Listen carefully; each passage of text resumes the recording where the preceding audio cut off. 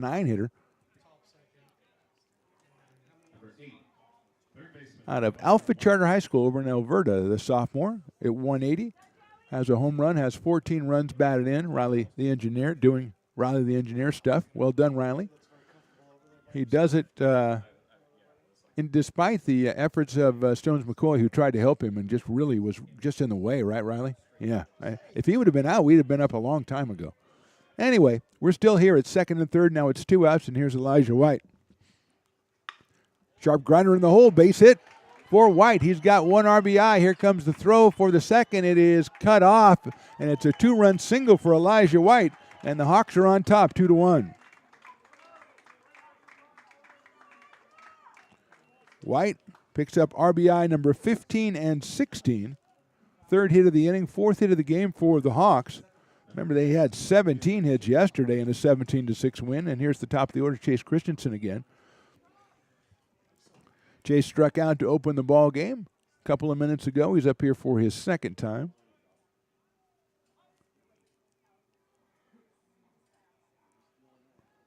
Comes out of Rio Americano High School, the Raiders. Good lead at first for White. Garrienti's pitch, check swing, and it is a call strike on the inside corner. 0-1.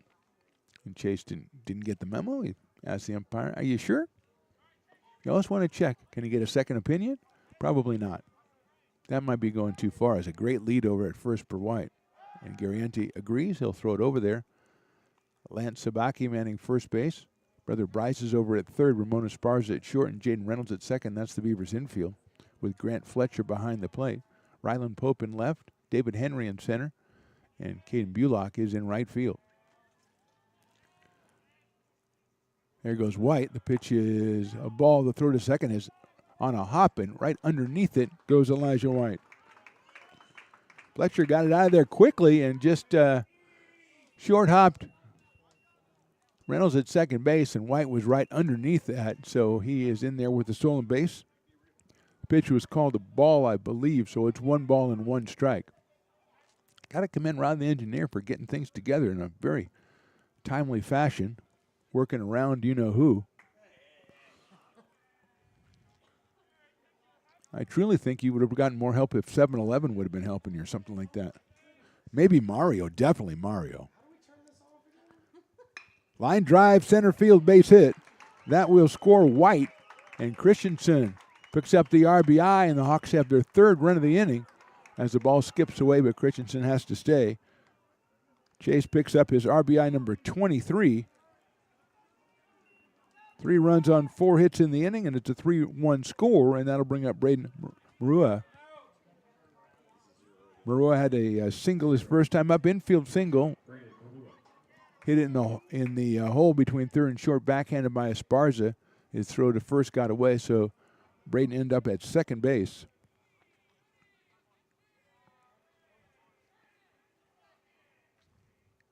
There goes Christensen, and the ball sliced out of play.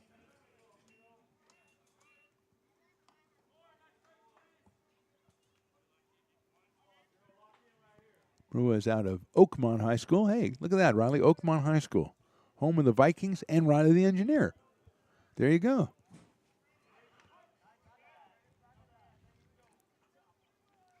Oh, and 1. Someday we'll have to get Riley on to tell us stories of his exploits at Oakmont High School. I'm sure they're legendary. Well, we only got him on the air to talk, well, I forgot the softball game where he did Riley's points of the game or whatever it was. I hope he does that again today, Riley. That was excellent. And the other time was I asked him about Star Wars, and he was done in like 6 innings later. He's still talking.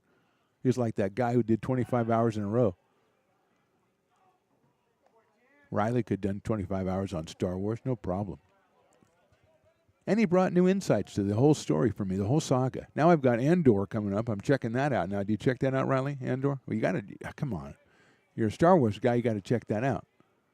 Runner's going. The pitch is low and outside. The throw is on target, and the tag is made, and he is out at second base. So Fletcher, a fine throw and a good tag by Esparza for the out. But not before the Hawks score 3 times. We go to the bottom of inning number 2. They're on top 3-1.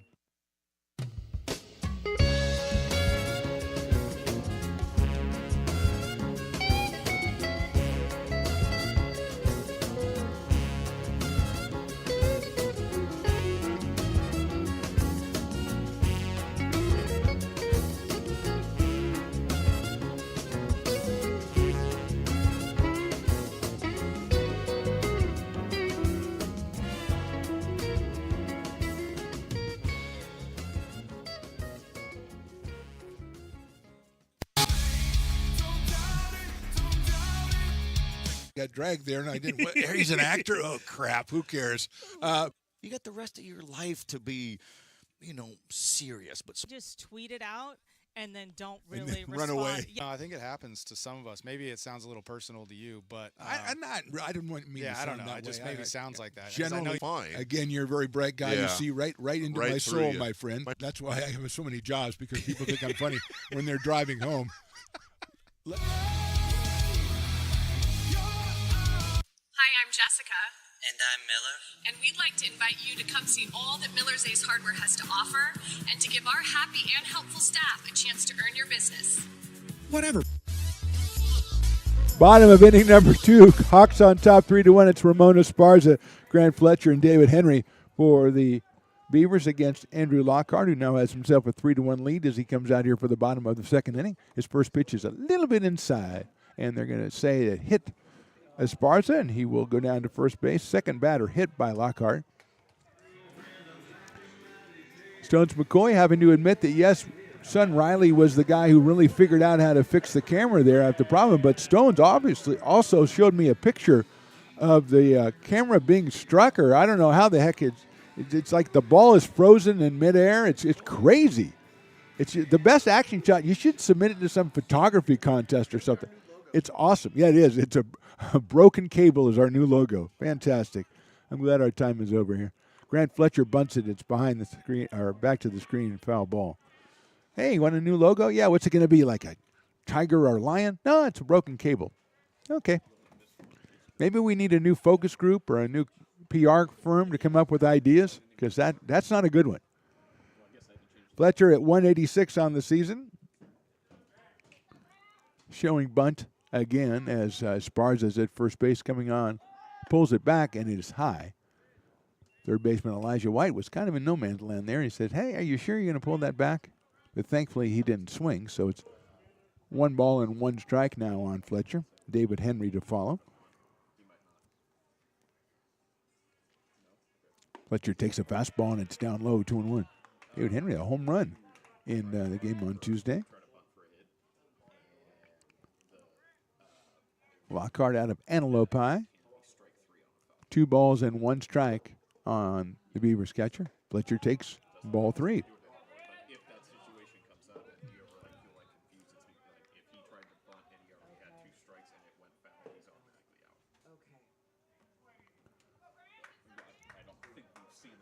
Esparza leads at first. Nobody out. They throw over to first base. Almost got Ramon going the wrong way, but didn't, and he will remain over there.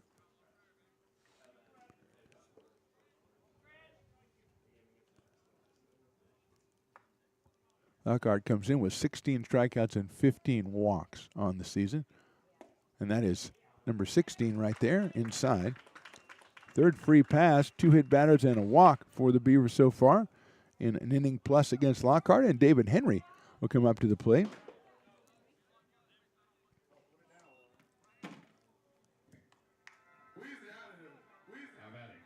David with a home run. 4 runs batted in.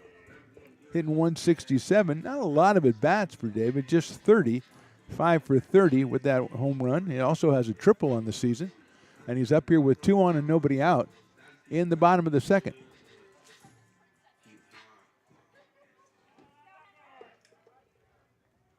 Elijah White coming in at third base, anticipating perhaps the Beavers are going to drop it down, and Henry shows bunts it down in the front of the plate. It's a beautiful bunt, but it's going to spin foul, and Cantor all over it does the right thing and lets it roll foul, and Henry will have to come back and do it all again. Looked like he had dropped it down perfectly, but that guy got some evil spin on it right there. And he'll have to come back and try it again as Bryce Sabaki, the on-deck hitter, the leadoff hitter, will retrieve the bat for him. And Henry will have a no-ball, 1-strike count.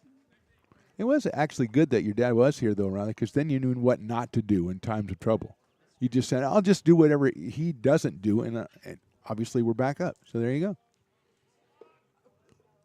Luna playing up close at first base as well, and Henry shows bunt again. He bunts at it, misses it, fouls it back to the screen. A high pitch that looked like it was tough to handle, and Henry is down in the count, no balls and 2 strikes. J-Dog is a little bit quieter than usual to my right doing the score. She's had a lot of work the last couple of weeks. There's got too many projects on her. It's like, this school stuff is hard. I said, yeah, they do work and stuff. Henry takes it high and inside. It's weird because every class that you take has their own work you're supposed to do. They don't talk to each other and go, you're giving them a lot of work this week. I'm not going to. No, they all go out and give a lot of work all the time. That's the whole point. 1-2, Henry takes outside, 2-2. If you can't take it, you're not going to become a botanist or whatever it is you're going to become. Will you have a botany degree with a minor in horticulture? I just like saying horticulture. And I don't think that's right, by the way. 2-2. High fly ball. Left center field coming on is Christensen, shielding the eyes and making the catch for the first out. So Henry flies out to center field. Still runners at first and second for the Beavers, and now Bryce Sabatke, who flied out to right field in the bottom of the first, will have another try. So your major is botany and your minor is what? J-Dog? J-Dog. Yeah, okay. Well, she was, oh no, I have to pay attention. I have to keep score. I have to put 0 and I have to put 1 for outs now. So I'll be back in a couple of weeks. Sabatke takes a nice looking pitch in there for a strike. Yeah, I got to put down that was a strike. I can't talk to anybody. Yeah, I'm pretty busy right now. 0-1 on Bryce. Same pitch, same result, 0-2. You show interest in somebody and they just right away, just out, zoned out. Jaden Reynolds to follow. Did he go? Yes, he did. Strike 3. So Lockhart comes back after hitting a batter and walking a batter. He gets the fly out and now the strikeout, and it'll be up to Jaden Reynolds. Grounded out to shortstop on a good play by Marua in the first inning. 335 on the year, 347 in conference play for Jaden. He has 33 runs batted in, and he's got runners at first and second. And the Beavers trying to answer the 3 runs the Hawks put up on the board in the top of the second here in the bottom of inning number 2 from Beaver Field. Lockhart's pitch hit sharply into right field. That's a base hit. Radler comes up quickly. He's going to make the throw on Esparza. Throw comes through, and it's offline. Esparza scores, and the Beavers put another one up on the board. Jane Reynolds with RBI number 34, and it's now 3-2 for the Hawks. Going all the way over to third was Grant Fletcher. Reynolds keeps up his late season heroics, and Lance Sabatke will be up here with a chance to maybe tie this one up again. Actually, we tied up for the first time as the Beavers were up 3-0. Well, I guess technically it was 1-1 for a while, so we'll get back to that. Reynolds at first. Let's see if the Beavers thinking about sending him. Not a really big lead for Jaden. Lance was hit by a pitch his first time up. Takes down in the dirt, and that's a nice play by Cantor behind the plate to keep this a 3-2 Hawks lead. He smothers it, knocks it back out toward the mound. 1-0 on Lance Sabatke. 1 home run, 23 RBIs for Lance. 292 average. He scored his 35th run back in the first inning. There's that slider, and it is just a little bit too high, and it's 2-0. It's the pitch that worked to brother Bryce a couple of times, but that one misses the strike zone. 2 balls and no strikes with Jackson Nichols on deck. That one's a good one. That's the one the brother saw, 2-1 on Bryce, or Lance.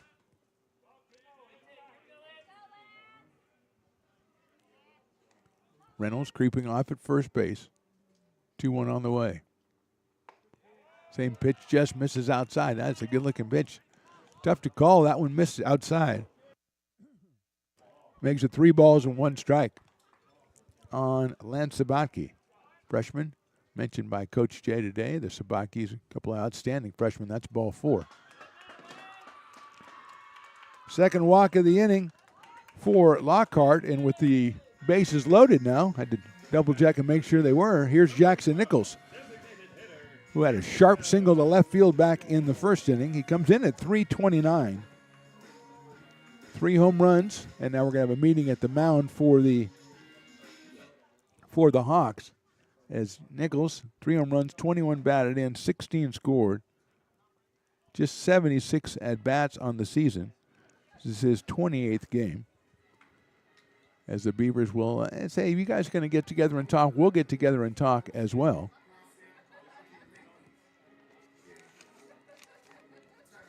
Beavers looking for their 8th conference win. Coach Jay kind of saying he thinks there's a chance they get playoffs, which would be amazing because, like we said, the first season we came out here was 22nd, or the 2022, and they didn't win any games that we were broadcasting, and I don't think it was us. I think it was mostly, they didn't win any games.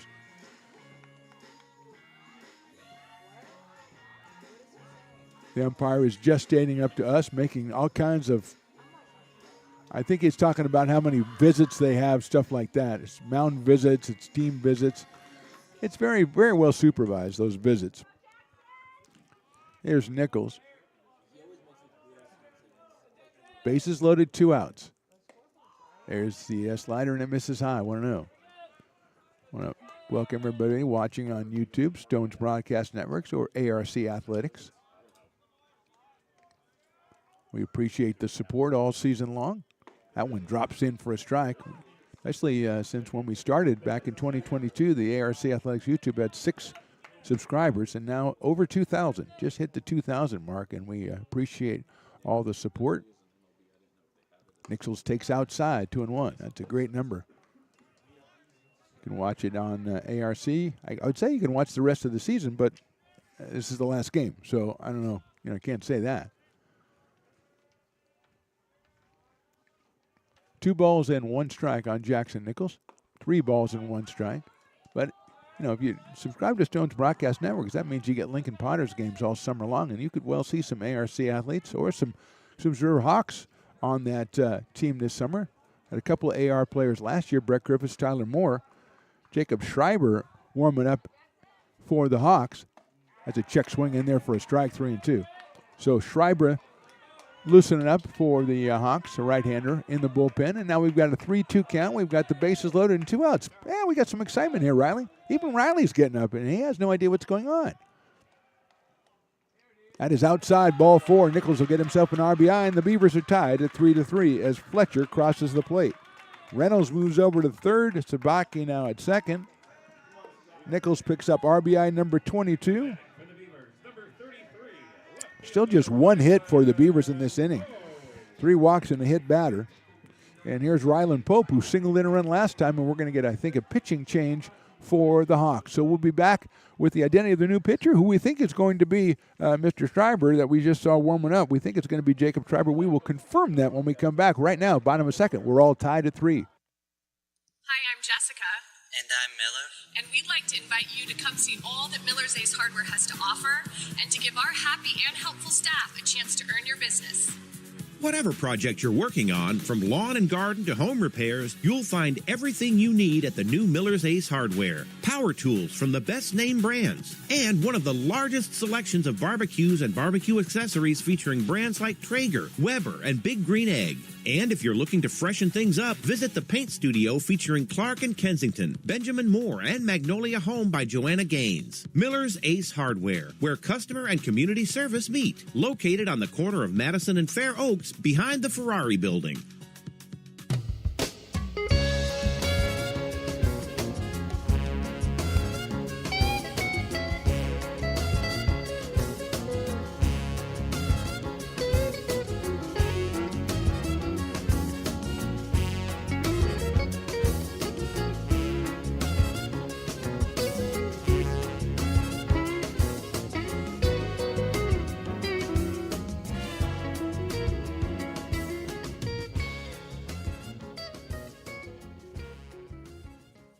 Lincoln Potters Baseball. Placer County's best-kept secret is back for another exciting summer at historic McBean Stadiums. Loaded with fun for the whole family, local beer, wine, and eats. Fireworks, giveaways, theme nights, kids zone, and more.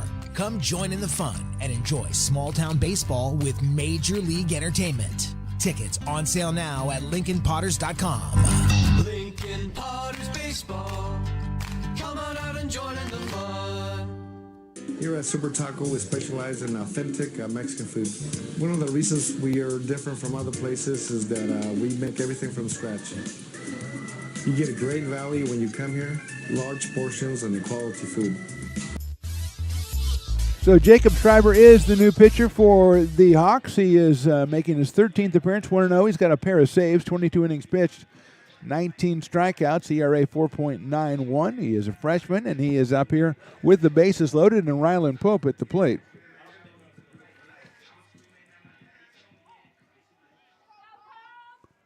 Ryland with an RBI single his last time up, which was in the first inning. He swings and misses at the first offering from Schreiber for strike one.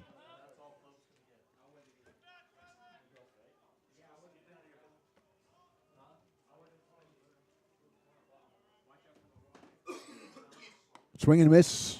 Pulled the string on that one. 0-2. Schreiber, 6'1", a freshman out of Casa Roble High School out in Orangevale. So he's quickly ahead, 0-2 against Ryland Pope.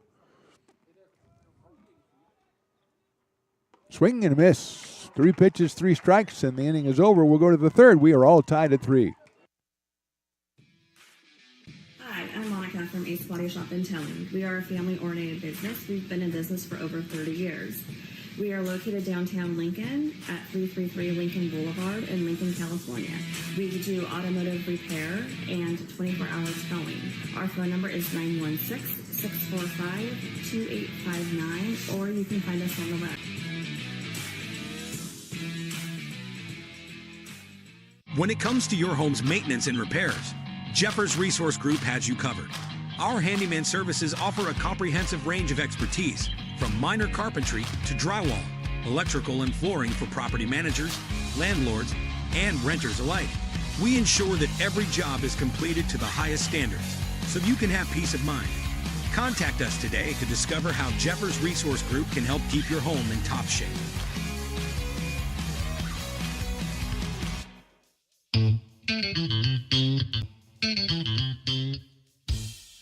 I love baking. I've been doing it my whole life. Grateful Bread was started because I needed the job. It always used to seem like bread was just an afterthought, and which was always kind of disappointing. But now, as not only people, foodies and people eating, they're expecting better quality, and people notice it, they can see it. Lincoln Potters Baseball. Placer County's best-kept secret is back for another exciting summer at historic McBean Stadiums. Loaded with fun for the whole family, local beer, wine, and eats. Fireworks, giveaways, theme nights, kids zone, and more. Come join in the fun and enjoy small-town baseball with Major League Entertainment. Tickets on sale now at LincolnPotters.com. Lincoln Potters Baseball. Come on out and join in the fun. Top of inning number 3 from Beaver Field. It'll be Braden Marua, Noah Cantor, and Alan Guzman. The first 3 hitters for the Hawks. We are in a 3-3 tie here in the top of the third. Joey Garrienti has given up 3 runs on 5 hits so far. Marua with the single last time he was at the plate when Christensen was thrown out trying to steal to end the top of the inning. He slices one down the left field line, giving chase is Pope. It is a fair ball, a dive. He cannot make the play. Marua is going to come into second. So for the second straight inning, it's a leadoff double to left field for the Hawks, and they are in business with nobody out. 6th hit of the game for Consumnes River. Marua is now 2 for 2, and he'll be at second base. Noah Cantor is the hitter. Noah, who's burning it up with a .362 average and 15 home runs, lined out to second his first time up, so he is 0 for 1. Sophomore out of Elk Grove High, the Thundering Herd, is tearing it up. 44 runs batted in on the season, 46 runs scored for Cantor. Swings and misses at that one from Garrienti. Joey's ahead in the count. No balls and 1 strike. Hawks scored all 3 of their runs back in the second inning. Beavers with a run in the first inning and 2 in the second to get us here at 3-3. Marua out on second base. Line drive into center. That's a base hit. Marua will score easily, and Cantor will have his 45th RBI, and the Hawks are back on top, 4-3.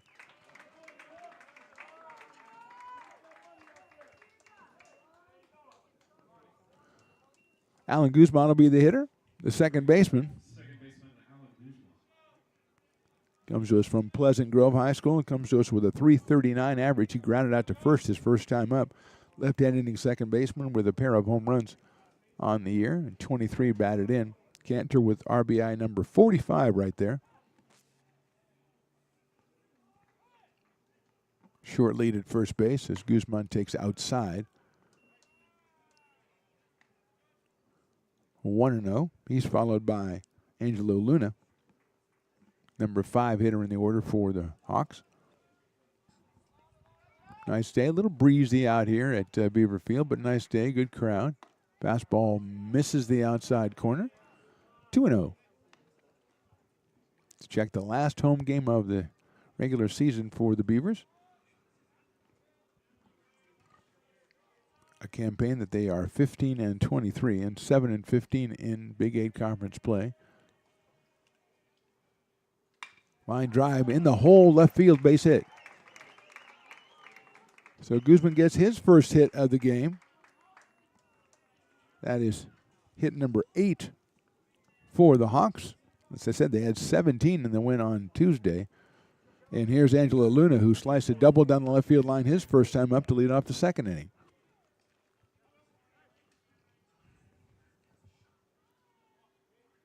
Luna out of Pittsburgh High, down in Pittsburgh, California, Riley, not Pittsburgh, Pennsylvania.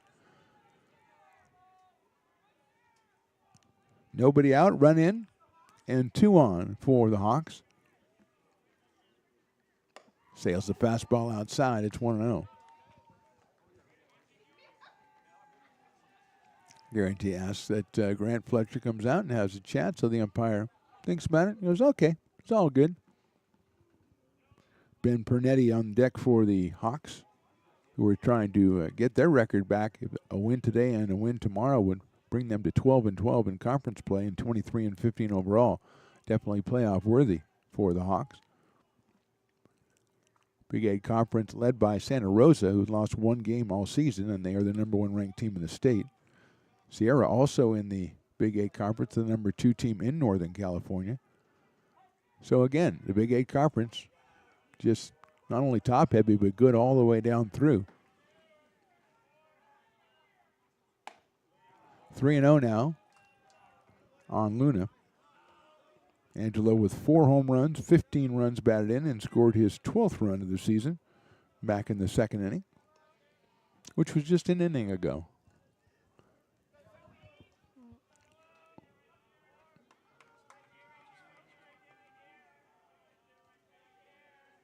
Swing and a miss.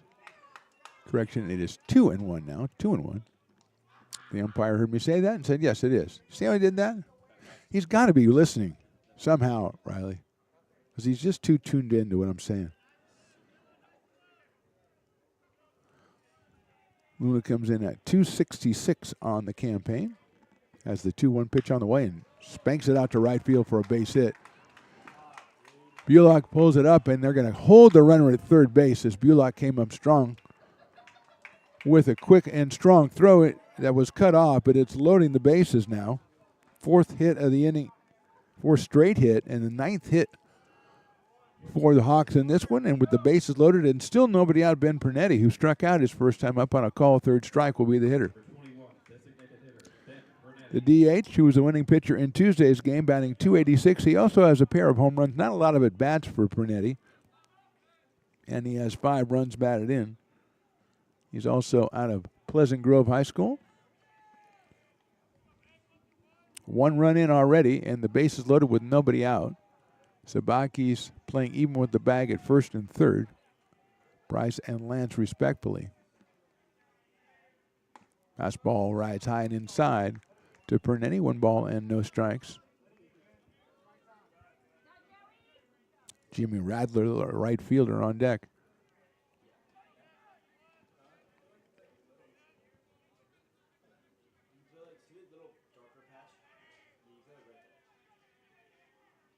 Popped up and get out of play. Sabaki chasing it, but it'll be out of play down the third base line. And it is by a wide margin, so it's 1-1 now on Pernetti.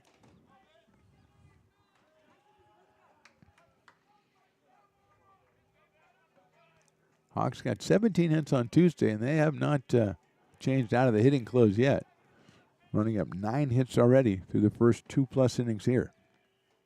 Pernetti check swing, and it's inside for a ball. 2-1.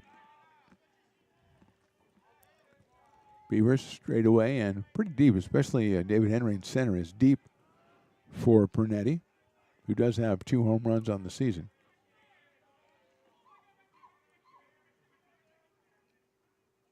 Check swing again, and that one misses inside.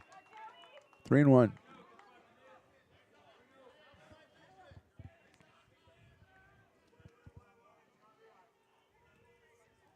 Hawks leading at 4-3. Threatening with the bases loaded and nobody out here in inning number 3. 3-1 pitch is swung on and fouled at the plate. Might have got a piece of Grant Fletcher here. So the umpire, very cleverly, is going to come out and clean off the plate. And to J-Dog's, there you go, J-Dog. There's a little broom. He's got the little broom. I know, you were all excited about that last time. He brings out the old broom, cleans it up. Looked like he had like a little earpiece in there, didn't it, Riley? He's probably checking out YouTube. He might be on ARC Athletics. He might be on Stone Broadcast Network. I don't know. Either way, it's fine. 3-2 pitch is chopped down to first base. That's a tough play for Sabaki. He's going to have only one play, and he'll step on first himself. So Pernetti is retired. He'll get an RBI as Cantor scores the second run of the inning. Moving to third is Guzman. Moving to second is Luna. Pernetti gets his 6th run batted in of the season. That ball was bounced high enough that it was going to go into the sun, and Sabaki had to block the sun out, made the catch, and made the play. And Jimmy Radler, who singled his first time up, will be at the plate. Scored a run, his 18th of the season. That's back in the second inning. Out of Granite Bay High School, freshman. Watches that pitch miss a little bit outside, 1-0.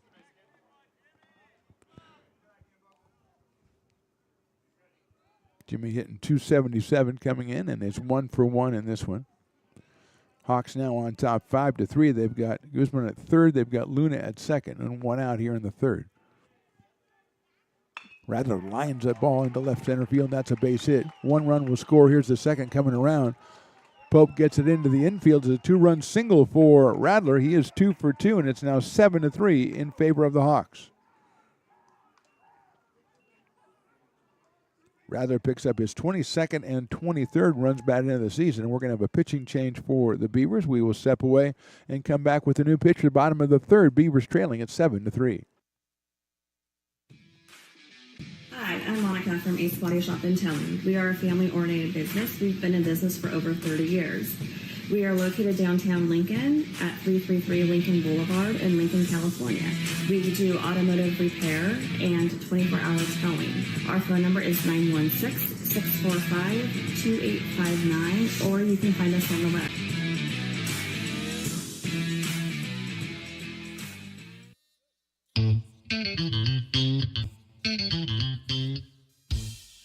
I love baking. I've been doing it my whole life.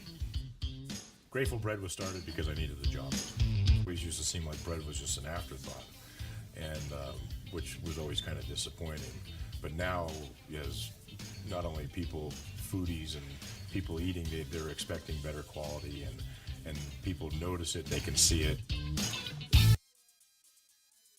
American River College is a top-tier community college sports program that provides student athletes with the opportunity to thrive both athletically and academically. ARC Athletics is currently ranked 5th in the state and 2nd in Northern California. With over 19 sports programs, our athletes compete with the region's best athletes. Our diverse and dedicated coaching staff helps athletes develop the skills necessary to compete at the next level. Start your community college athletics journey with us. American River College, Sacramento's best athletic program. Go Beavers.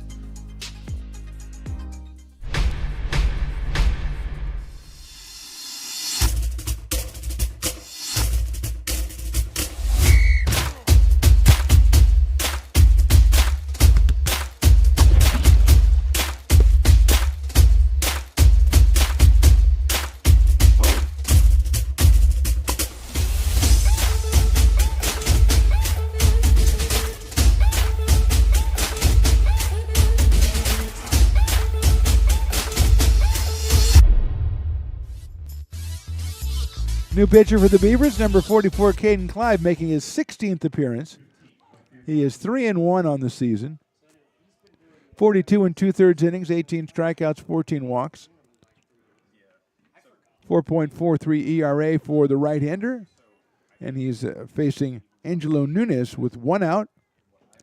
Over at first base is Jimmy Radler, and 4 runs in for the Hawks as they lead this one 7-3.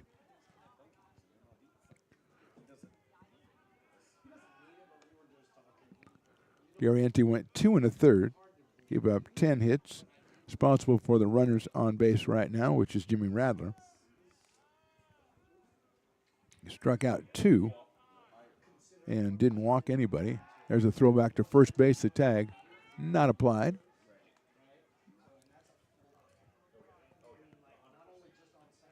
Two balls and no strikes on Angelo Nunes, who grounded out to third his first time up, back in the second inning. That one is high for a ball. 7th hitter of the inning for the Hawks. Elijah White, who singled in 2 runs his last time up, is on deck, the third baseman.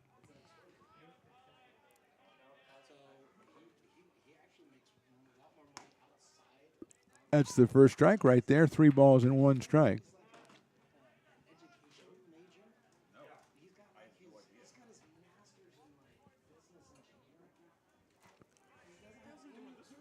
Radler getting off at first base. There's a pitch hit high and deep to left field, giving chase is Pope. That is over his head, and it'll bounce over the fence for a ground rule double.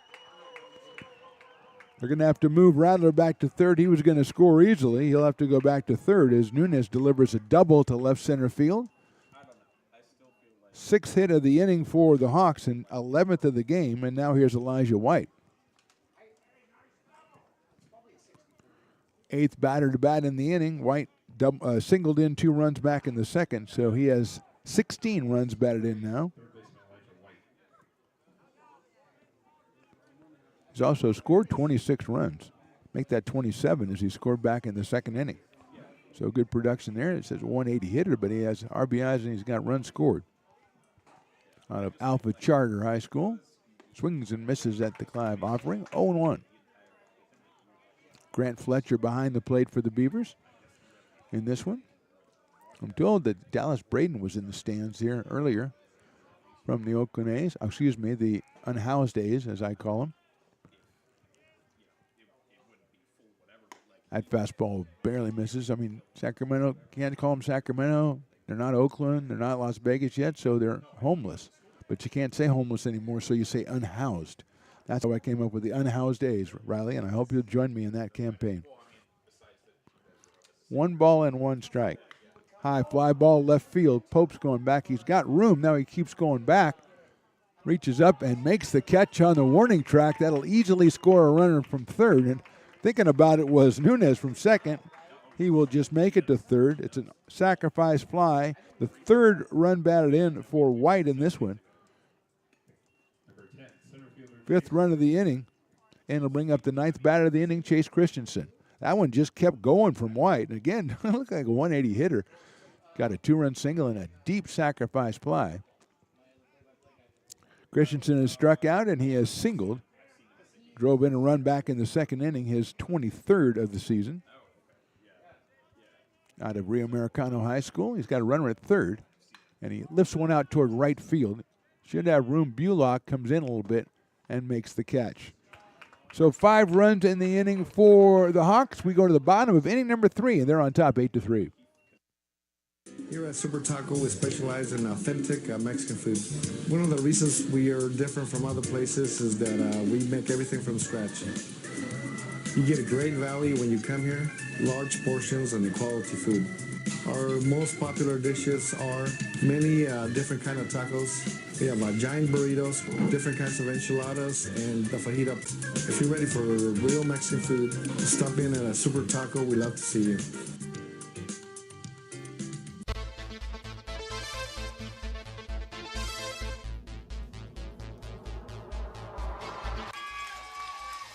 Fast flung on and missed. He got him on strikes at 86, the off-speeder. Bruno strikes out the side. Potters get the win 8-5. going to look that way. Now he's going to look down the middle. He's got a guy wide open at the 18 kid, and that's Robert Freeman. And Robert's trying to make a couple of moves. He comes back to the 15, comes down to the 10. He gets a block to the 5.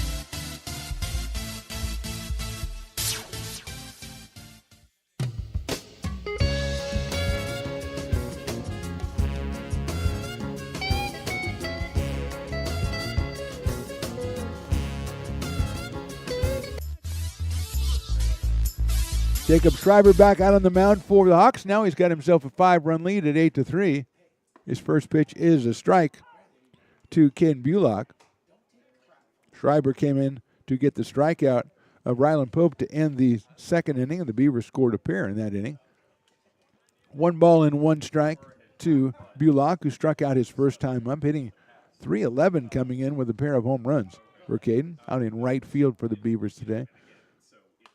Fouls that one off. Schreiber relieving Andrew Lockhart, who went the first inning and 2/3 to give up 3 hits and 3 runs. That one is a little bit too high for a ball. 2-2.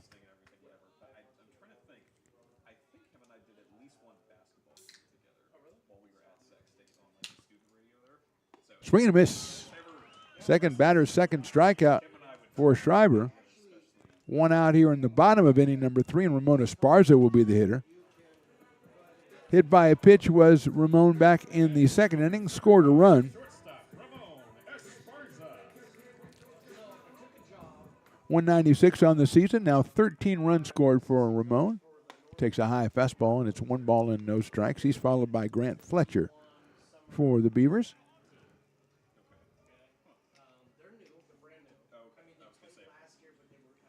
That one misses down low, so it's quickly 2-0 on Ramon Esparza. Beavers with 1 in the first and 2 in the second, but they're down by 5 after the Hawks score 5 in the top of the third. Esparza takes ball 3. Yeah, Dallas Braden was out here for a little while. Stones invited him up to the booth, and he thought about it and said, I got to go. 3-0 pitch outside. Esparza is on base for the second straight time, this time via the base on balls.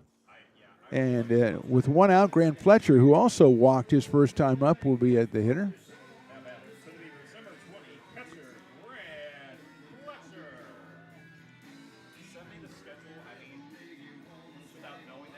So Fletcher up here with 1 out and 1 on. Fletcher takes a ball, 1-0, down low. Grant, no home runs, 3 runs batted in. He has scored 11 runs on the season. 1-0 pitch, finds the strike zone, 1-1. David Henry to follow, batting in the 9 spot for Coach Doug Jumley. Again, we did out of the dugout. It's a feature that I invented for the last game of the season, which is good thinking. There's a strike.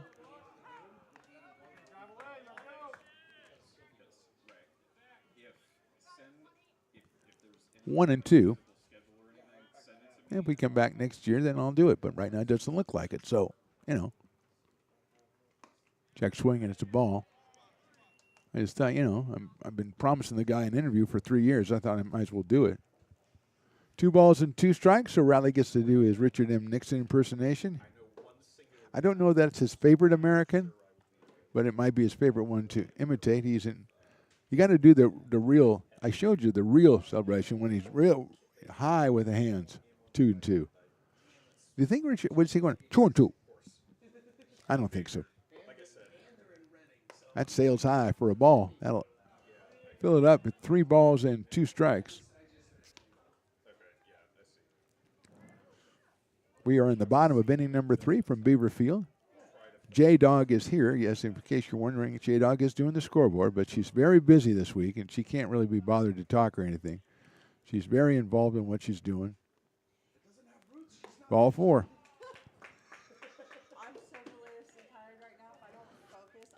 She's going home to watch her favorite movie. I know her favorite movie is Invasion of the Body Snatchers, when they're all those pods and everything. 2 on, 1 out. David Henry, the hitter, he flied out to center field his first time up. And catcher Noah Cantor's going to go talk to Schreiber, who had struck out his first 2 hitters he faced and then walked the last 2, Esparza and Fletcher.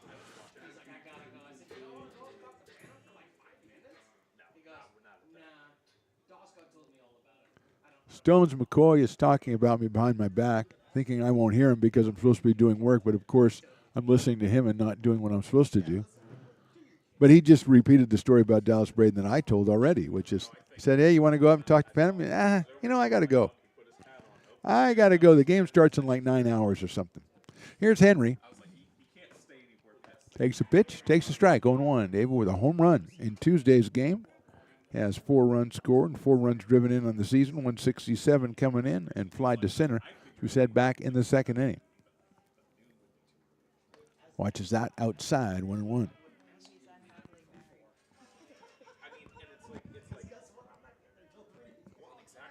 Beavers with the red jerseys, white pants. The Hawks with the gray uniforms. I like this look, Riley. It's a good look. That's high for a ball. Maybe not gray. What do you think? You think those are gray? We got a little bit of orange in there. Got a little bit of blue in there. Yeah, orange outline of the blue numbers. Very sharp look. Have a meeting at the mound there while we ponder the fashion choices made by our 2 teams today.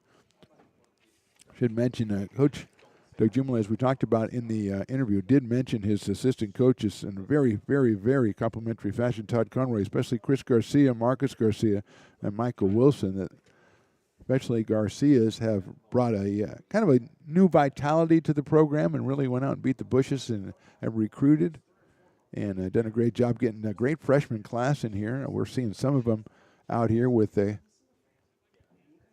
Sabakis, Bryce and Lance. Also Jackson Nichols out here. Another freshman. Ryland Pope, a freshman. And Dylan Westbrook, as we said, not in the lineup today, but also a standout freshman, hitting over 360 or at 360 on the season. But not in the lineup today, and the Beavers trying to make up for his absence. It is 2 balls and 1 strike on David Henry. Esparza at second, Fletcher over at first. That's right down the middle, strike 2. That's the one you're waiting for right there. 2 balls and 2 strikes.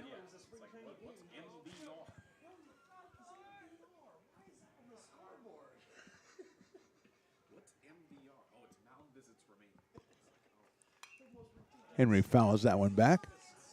2-2 on David Henry.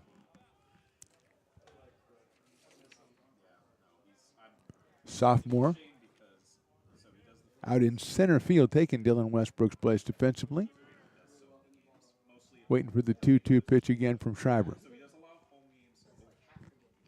Line but foul down the left field line.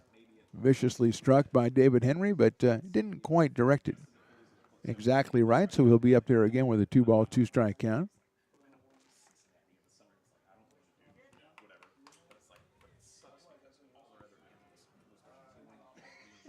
Schreiber set at the belt, the 2-2.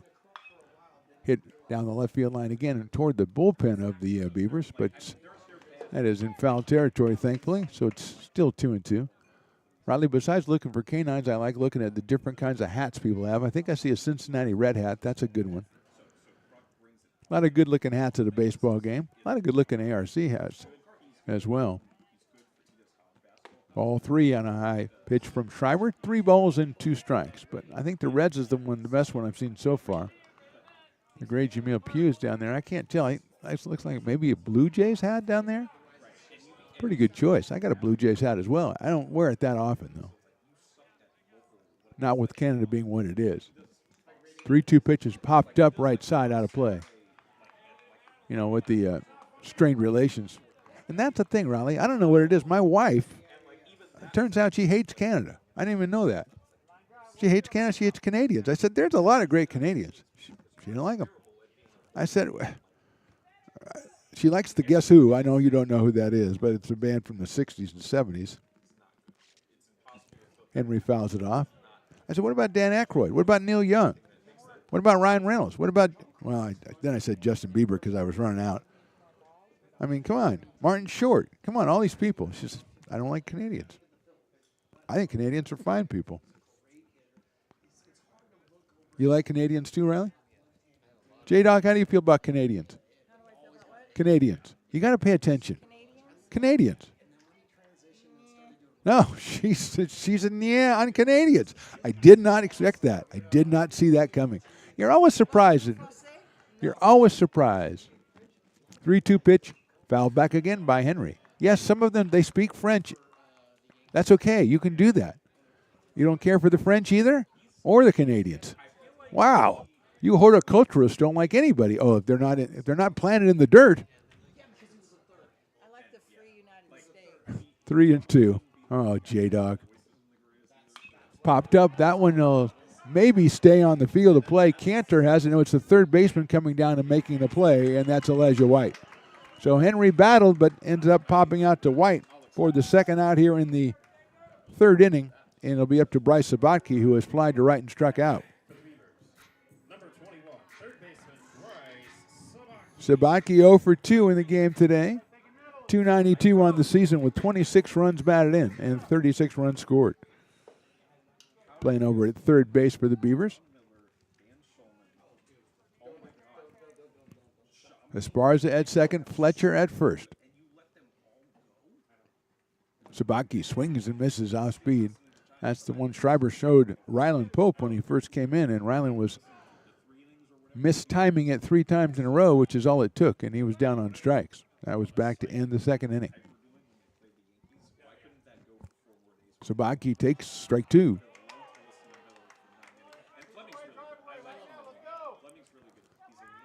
Quickly 0-2 on Bryce. Jaden Reynolds waits on deck.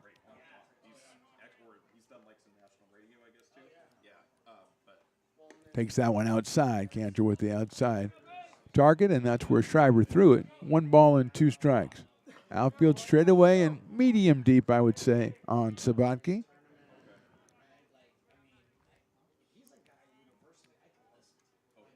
One-two pitches swung on and missed. Schreiber with another big strikeout.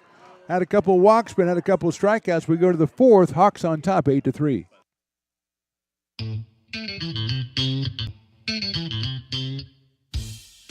I love baking. I've been doing it my whole life. Grateful Bread was started because I needed the job. It always used to seem like bread was just an afterthought, and which was always kind of disappointing. But now, as not only people, foodies and people eating, they're expecting better quality, and people notice it, they can see it. Lincoln Potters Baseball. Placer County's best-kept secret is back for another exciting summer at historic McBean Stadiums. Loaded with fun for the whole family, local beer, wine, and eats. Fireworks, giveaways, theme nights, kids zone, and more. Come join in the fun and enjoy small-town baseball with Major League Entertainment. Tickets on sale now at LincolnPotters.com. Lincoln Potters Baseball. Come on out and join in the fun. Hi, I'm Monica from Ace Body Shop in Telling. We are a family-oriented business. We've been in business for over 30 years. We are located downtown Lincoln at 333 Lincoln Boulevard in Lincoln, California. We do automotive repair and 24-hour towing. Our phone number is 916-645-2859, or you can find us on the web. When it comes to your home's maintenance and repairs, Jeffers Resource Group has you covered. Our handyman services offer a comprehensive range of expertise, from minor carpentry to drywall, electrical and flooring for property managers, landlords, and renters alike. We ensure that every job is completed to the highest standards, so you can have peace of mind. Contact us today to discover how Jeffers Resource Group can help keep your home in top shape.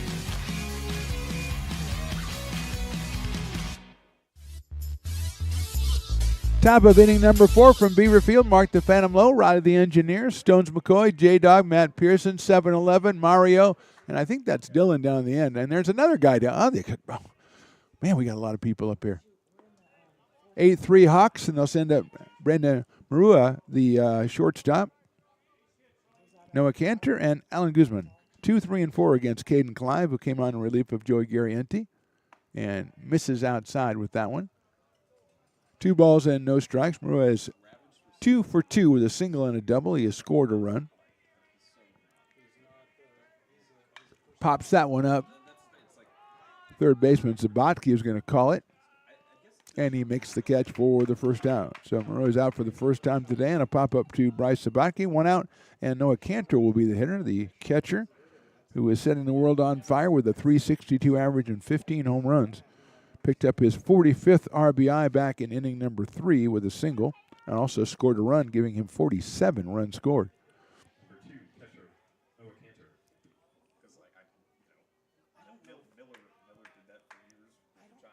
Noah out of Elk Grove High School against Caden Clive. Swings and misses. 0-1. Outfield is straight away and deep for Noah. Had a home run in Tuesday's game. I believe he had 3 hits and drove in 4 in that game. Chops that one foul over toward the Beavers dugout, and it's quickly 0-2 on Noah Cantor.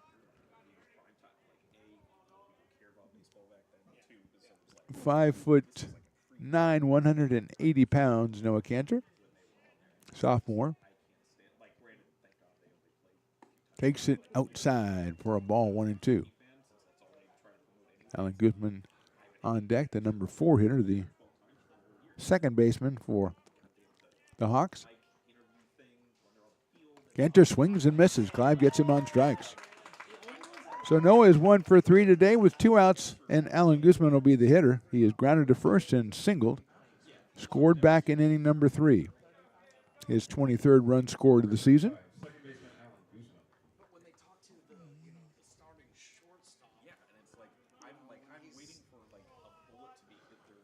Second baseman out of Pleasant Grove High School.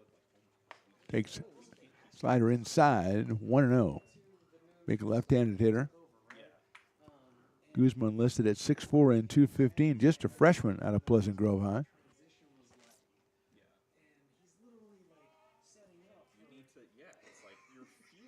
One 0 pitch is in there for a call strike. 1-1.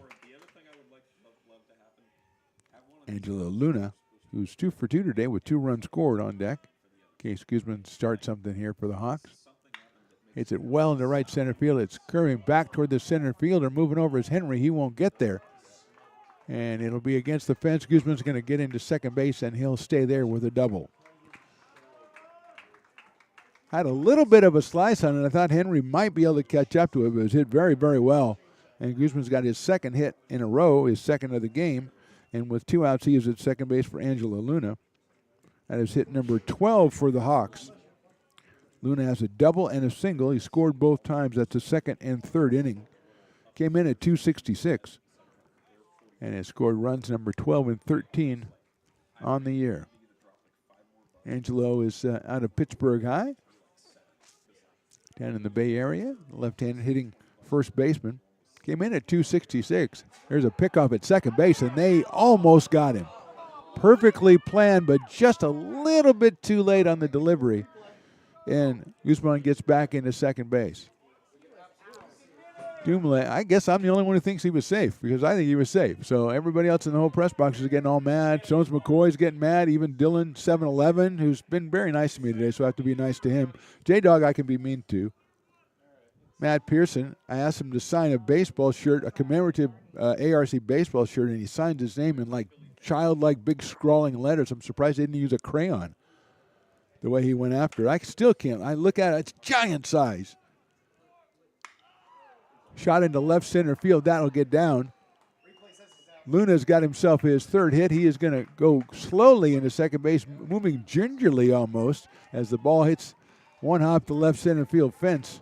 And Luna's got the RBI. And it's 9-3 now in favor of the Hawks. Luna's 16th RBI of the season. And that'll bring up Ben Pernetti. Pernetti has struck out and grounded out. Got an RBI on the ground out back in the third inning. His 6th of the season for the DH. Luna out at second base. 13th hit for the Hawks here in the fourth inning. Pernetti takes a strike, going 1. Jimmy Radler on deck, the right fielder.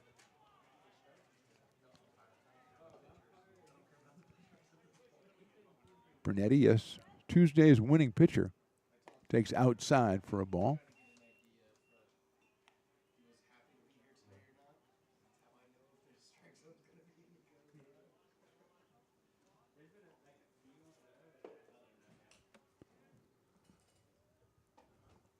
One pitch, call, strike two.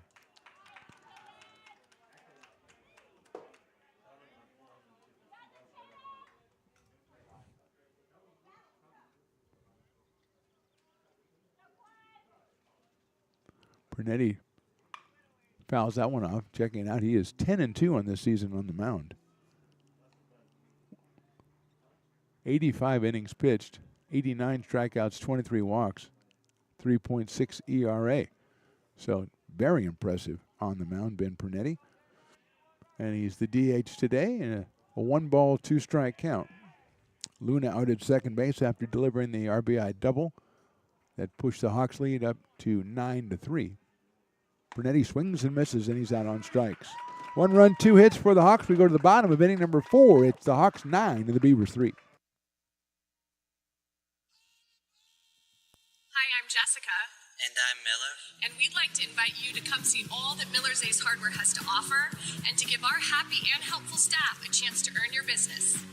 Whatever project you're working on, from lawn and garden to home repairs, you'll find everything you need at the new Miller's Ace Hardware. Power tools from the best name brands, and one of the largest selections of barbecues and barbecue accessories featuring brands like Traeger, Weber, and Big Green Egg. And if you're looking to freshen things up, visit the paint studio featuring Clark and Kensington, Benjamin Moore, and Magnolia Home by Joanna Gaines. Miller's Ace Hardware, where customer and community service meet. Located on the corner of Madison and Fair Oaks, behind the Ferrari building.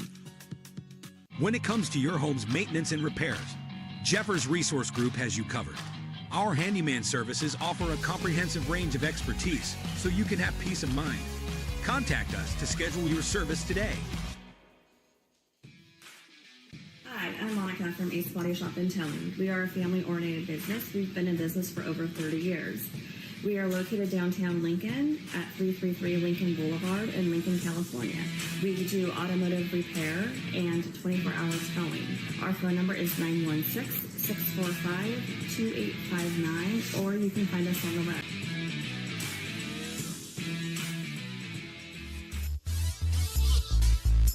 Bottom of inning number 4, Beavers trail at 9-3. J-Dog just explaining to me her English paper, and I had no idea what she's talking about. Something about free farmers. That's all I got. 0-1 on Jaden Reynolds. He'll be followed by Lance Sabaki and Jackson Nichols against Jacob Schreiber. Reynolds swings and misses. Schreiber has been changing speeds very effectively here. He came on with 2 outs in the second inning, got a strikeout, and then walked a couple in the third, but ended up with 2 more strikeouts and has not allowed a run yet.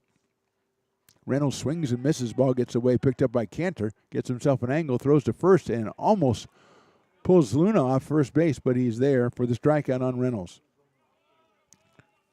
4th strikeout already for Schreiber, and he'll face Lance Sabatke, who has been hit by a pitch and walked so far in this one.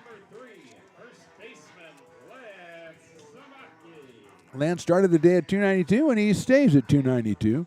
He scored a run in the first inning, so he has now scored 35 on the campaign as he settles in against Schreiber, freshman against freshman. Fastball catches the corner for a strike, 0-1. Again, same motion, throwing the fastball, throwing the off speed. And that is the off speed. It is down low for a ball. Gerald Johnson, number 6 for the Hawks, was warming up earlier in the game back in the 3rd inning. Nobody up right now for Consumnes River.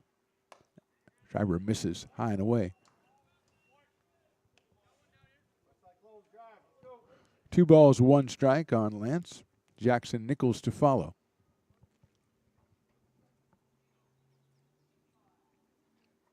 Hit right back up the middle off the mound into center field for a base hit. A little bit of weird spin on that one. But Sabaki has his first hit. He's on for the 3rd time. Just the fourth hit for the Beavers in this one. It'll bring up Jackson Nichols, who has one of the other three. A single back in the first inning. Also an RBI walk with the bases loaded in the second, which is Jackson's 22nd run batted in the season. Comes in at 329 at the plate. Sabatke at first. Outside for a ball. Noah Cantor behind the plate for the Hawks. Luna at first, Guzman at second. Marua at short and White at third. Nunez, Christensen, and Radler in the outfield. That one is high for a ball. 1 ball, no strikes on Jackson Nichols out of Valley Christian High School. Ryland Pope to follow. Nichols takes a ball.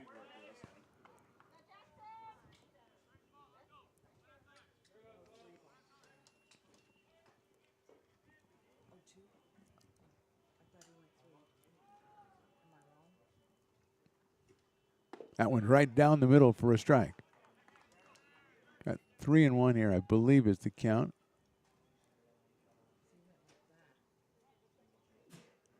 Sabaki leads at first, not being held on over there. That is ball 4. So Nichols walks. He's on base for the third time. First and second, 1 out, and Ryland Pope, who was the first batter that Schreiber faced when he entered back in the second. He struck him out on 3 pitches. So Ryland's been simmering about that for about an hour now, and he is ready to go. Maybe 45 minutes. Left-handed left fielder is 1 for 2, has an RBI single. That was back in the first inning. Inside for a ball. Ryland came in at 298 and picked up his 23rd run batted in the first inning. Beavers 1 out, runners at first and second. Ryland takes a strike down the middle, 1-1. Beavers have had a lot of base runners. Unofficially 12 base runners. Ryland swings and misses at the off-speed pitch again from Schreiber. As J-Dog points out, it looks like their timing is a little off against the right-hander. She nailed it, although when she's so tired, I don't know what she's saying.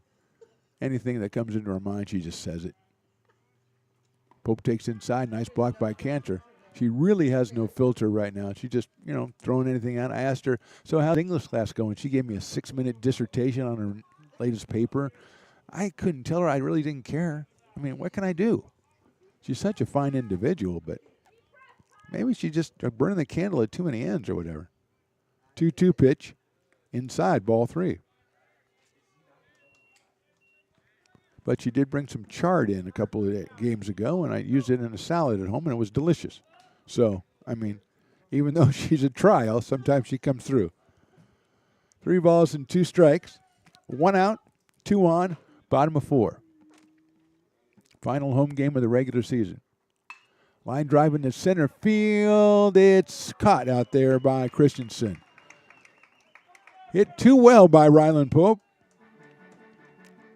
Sabatke at second kind of knew it's not going to fall in. I don't look like it had a chance when he hit it, but it just stayed up in the air. And Christensen made the catch for the second out, and here's Caden Bullock, who has struck out twice so far today, once against Lockhart and once against Schreiber. Comes in at 3-11 with a pair of home runs. Hits it well to left field. Going back, and it is a foul ball. That one had a lot of what we call distance on it, Riley. But it didn't have a lot of good direction on it. And Coach Jumale said, it's our last game, and I thought that might have been fair. It's the other pole. It's not that pole, it's the other pole. But they spent the whole time before the game talking over the ground rules. And so, although it was a quick meeting, I'm sure that the umpire knows exactly which pole he's looking at, if you pardon the expression.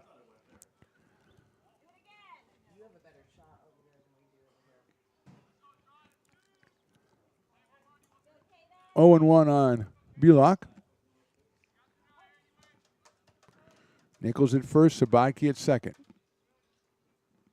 High fastball, 1 ball, 1 strike on Caden. He's followed by Ramon Esparza in the Beavers order. They've had the base runners, just 3 runs across the plate, though. 4 hits, couple of hit batters, couple of walks. Bulock takes strike 2. That one looked like it was going to be high and then settled in perfectly for a 1 ball and 2 strikes.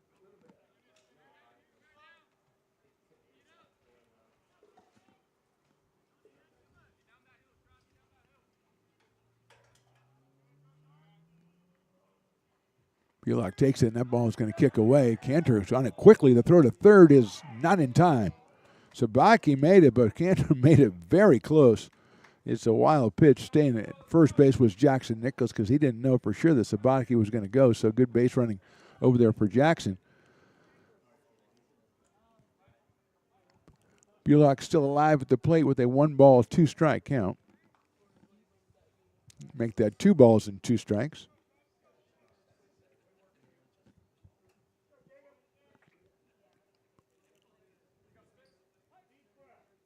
Outfield straight away. Medium deep for Caden. Takes ball 3.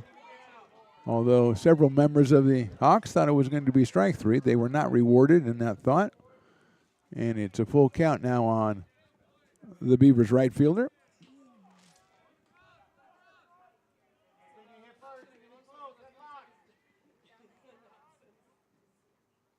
Line drive center field. That's a base hit. Bulock's got himself an RBI. Staying at second base is Nichols. Scoring is Sabatke. Bulock with his 14th RBI of the season. It's 9-4, and they'll bring up Ramon Esparza. Good at bat by Bulock. He almost had a home run. He almost was called out on strikes, and then he delivers a base hit up the middle and drives in a run. So it's 9-4 now in favor of the Hawks, and here's Esparza, who's been hit by a pitch and walked.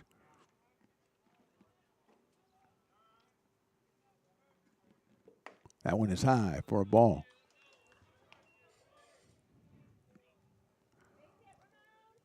One 1-0 on Ramon Esparza. Grant Fletcher follows him for ARC. Trying to peck away at this big lead. The Hawks, that's outside. Throw behind the runner at first base is going to be just a little bit too late, but good setup by the Hawks. And that one all set up to throw behind Bulock. Cantor delivers it down to Luna, but the tag just a little bit too late to get the sliding Bulock, and Caden is back safely. 2-0 on Ramon Esparza. Foul back to the screen, 2-1.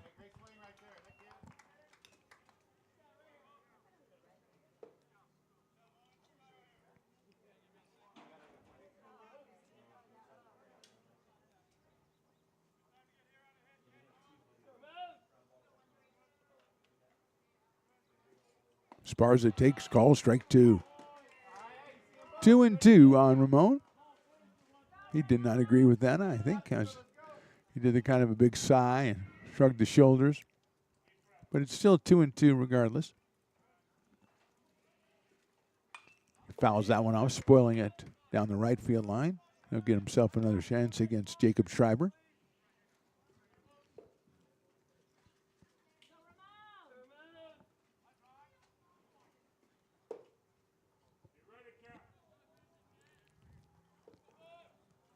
Guzman, the second baseman, right next to second base as Esparza pops that one out of play. So a hole at traditional second base if Esparza can direct it that way. Right now just trying to stay alive with a 2-ball, 2-strike count. 2 outs here in the 4th. Beavers have scored once. They trail at 9-4.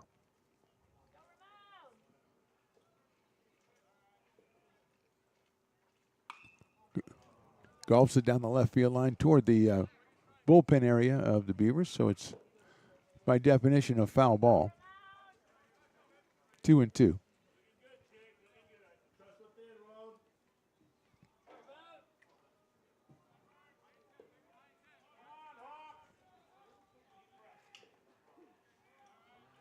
Another 2-2 pitch to Esparza. It's a sharp grounder out towards shortstop. Backhanded by Marua. Throws across the diamond and got him at first base. What a play by Braden Marua at shortstop. Goes deep into the hole and makes the strong throw and shuts down as far as the Beavers score. Once we go to the fifth, they trail at 9-4.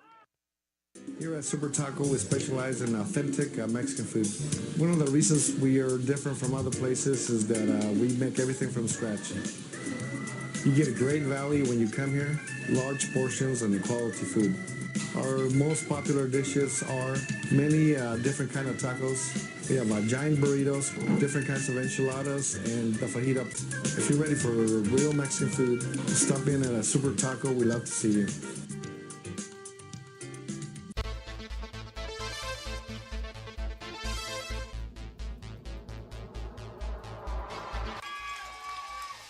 Pass flung on and missed. He got him on strikes at 86, the off-speeder. Bruno strikes out the side. Potters get the win 8-5.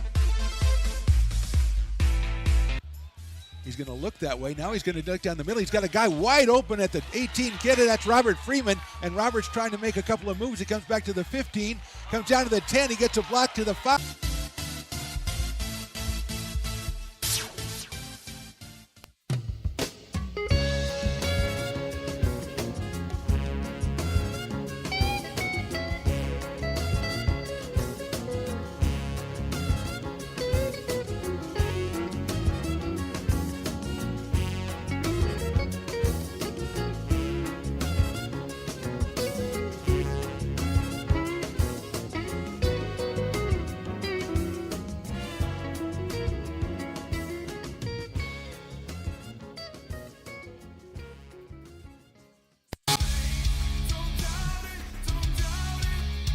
Got dragged there, and I didn't. He's an actor. Oh crap! Who cares? Top of inning number 5 from Beaver Field. The Hawks lead this one 9-4. Jimmy Radler, Angelo Nunes, and Elijah White, the 7, 8, 9 hitters for the Hawks, who have been very effective so far with 4 hits between the 3 of them and a sacrifice fly and 3 runs batted in and 3 runs scored. So well done so far. Here's Radler, who's 2 for 2. He takes off-speed pitch inside. He's scored twice. He's driven in 2, and he's got 2 hits. He now has 23 runs batted in, the freshman right fielder. Lines that one to right field. That's a base hit. Cutting it off is Bullock, but Radler's thinking double all the way, and Bullock had to get it almost in the corner, and Radler has himself his 3rd straight hit. This one a double. 15 hits for the Hawks, coming off 17 on Tuesday, and here's Angelo Nunes, who was grounded to the 3rd and doubled. But doubled down the left field line back in the 3rd inning. Radler out at second, nobody out. Caden Clive, the right-hander on the mound for the Beavers. He'll go back to second to Jaden Reynolds, but back safely is Jimmy Radler. Nunez 261 on the year. Grounded to the 3rd and doubled.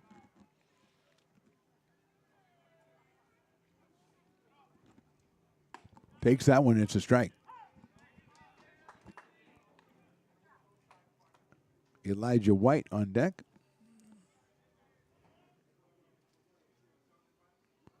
Nunez out of Antioch High School, down in the Bay Area. Here's the pitch. He shows bunt, bunts at it, but fouls it. And it's quickly 0-2 on Nunez. Left fielder for the Hawks, who are 21-15 overall and 10-12 in Big 8 conference play. They are looking to try to win today, win tomorrow, and finish 500 in conference and set themselves up for playoff participation. Beavers, meanwhile, 15-23. Last year they won 10 games all season. That one is high. And 7-15 in league play, which last year they were 4-20. So they're looking to double on that total, but right now they trail this one 9-4 in the top of inning number 5 at Beaver Field in lovely Sacramento, California.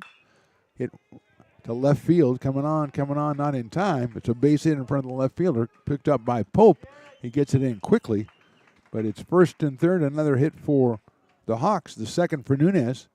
And 1st and 3rd, nobody out, and Elijah White coming to the plate. Elijah came in with a 180 batting average, 1 home run, 14 runs batted in. He had a 2-run single back in the second inning, and he had a sacrifice fly to left field in the third, which was on the warning track when Ryland Pope tracked it down. So far, impressive hitting out of the number 9 spot for the Hawks. 3 runs batted in, a run scored. And he's up here with runners at first and third and takes a strike.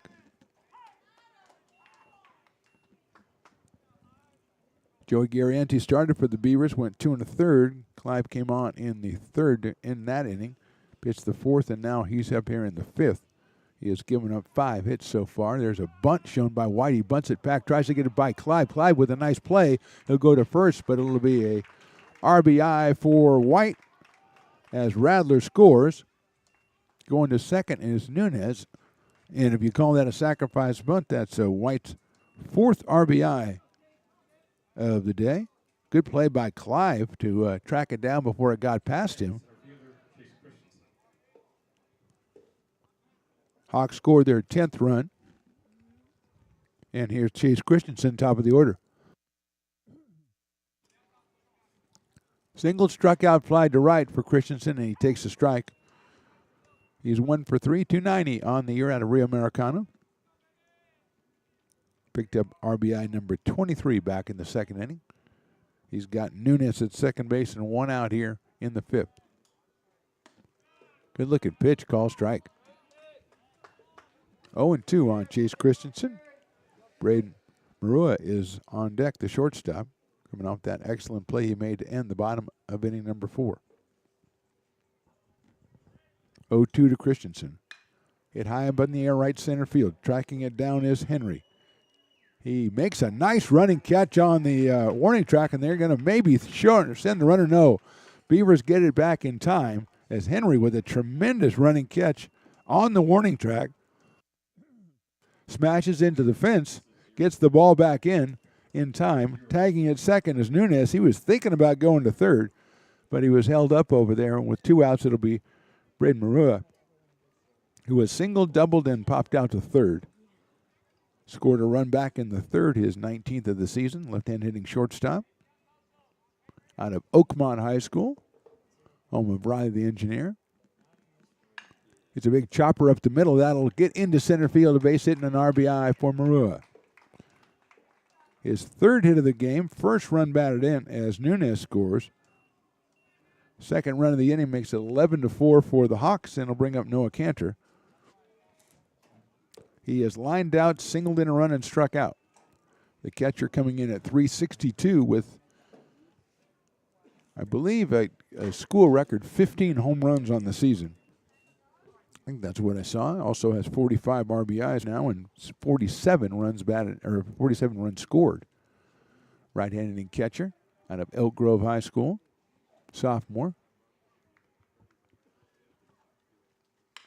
Chopper down to third. Zabaki short hops. Nice play by Zabaki. Goes across the diamond for the out. But the Hawks scored twice in the 5th. We go to the bottom of inning number 5. Hawks 11, Beavers 4. Hi, I'm Jessica. And I'm Miller. And we'd like to invite you to come see all that Miller's Ace Hardware has to offer and to give our happy and helpful staff a chance to earn your business. Whatever project you're working on, from lawn and garden to home repairs, you'll find everything you need at the new Miller's Ace Hardware. Power tools from the best name brands, and one of the largest selections of barbecues and barbecue accessories featuring brands like Traeger, Weber, and Big Green Egg. And if you're looking to freshen things up, visit the paint studio featuring Clark and Kensington, Benjamin Moore, and Magnolia Home by Joanna Gaines. Miller's Ace Hardware, where customer and community service meet. Located on the corner of Madison and Fair Oaks, behind the Ferrari building. When it comes to your home's maintenance and repairs, Jeffers Resource Group has you covered. Our handyman services offer a comprehensive range of expertise so you can have peace of mind. Contact us to schedule your service today.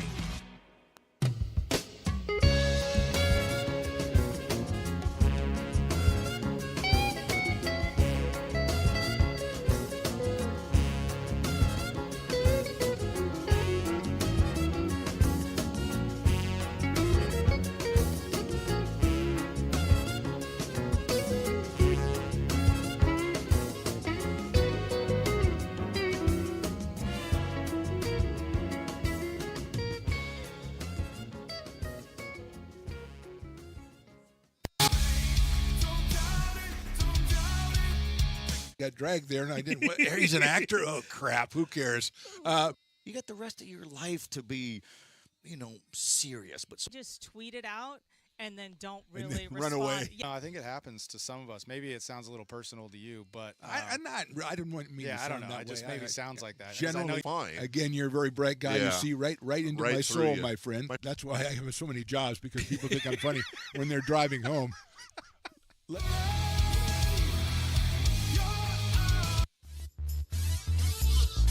Bottom of inning number 5. New pitcher for Consumnes River is Daryl Johnson, wearing number 6, making his 13th appearance. He's 1-2 on the year.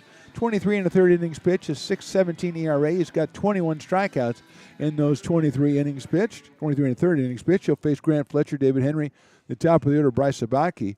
Schreiber went 3 and a third innings, gave up 2 hits and 1 run. He was impressive, had some troubles with the base on balls, but pitched very well for the Hawks. Johnson's first pitch is a fastball, and it's right down the middle.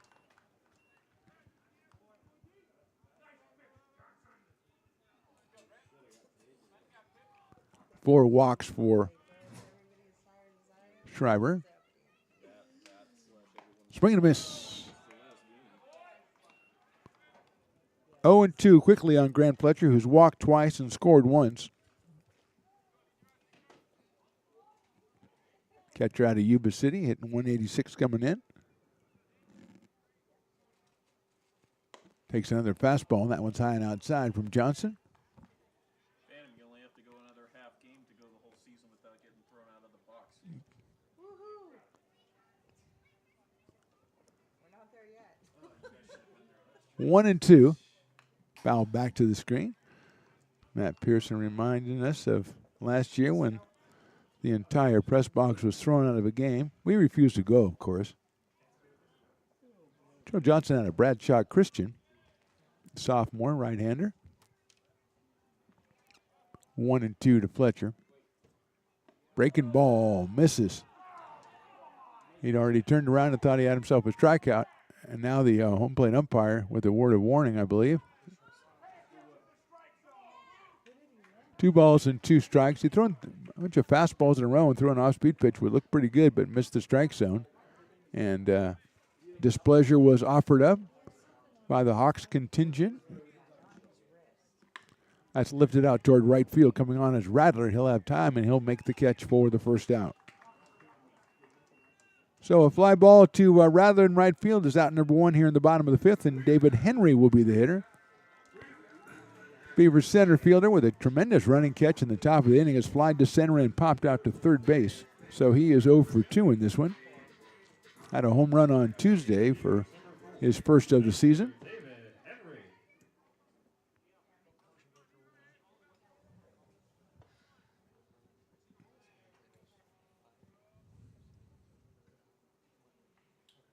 Fastball swung on and missed. Johnson showing a little bit of heat there. Gets it by David Henry for the first strike here, 0-1. Top of the order, Bryce Sabaki to follow.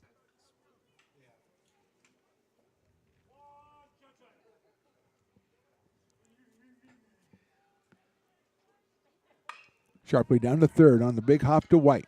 Across the diamond for the out. So 2 up, 2 down for the Beavers here in inning number 5, and that'll bring up the top of the order and Bryce Sabaki.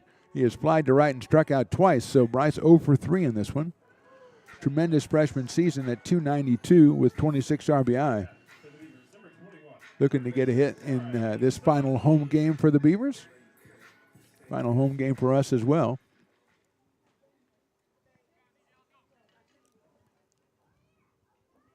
Lockhart started, then Schreiber, and now Johnson. And that one is lined foul down the right field line toward the bullpen area. It'll get out back into the flora and fauna where J-Dog reigns supreme.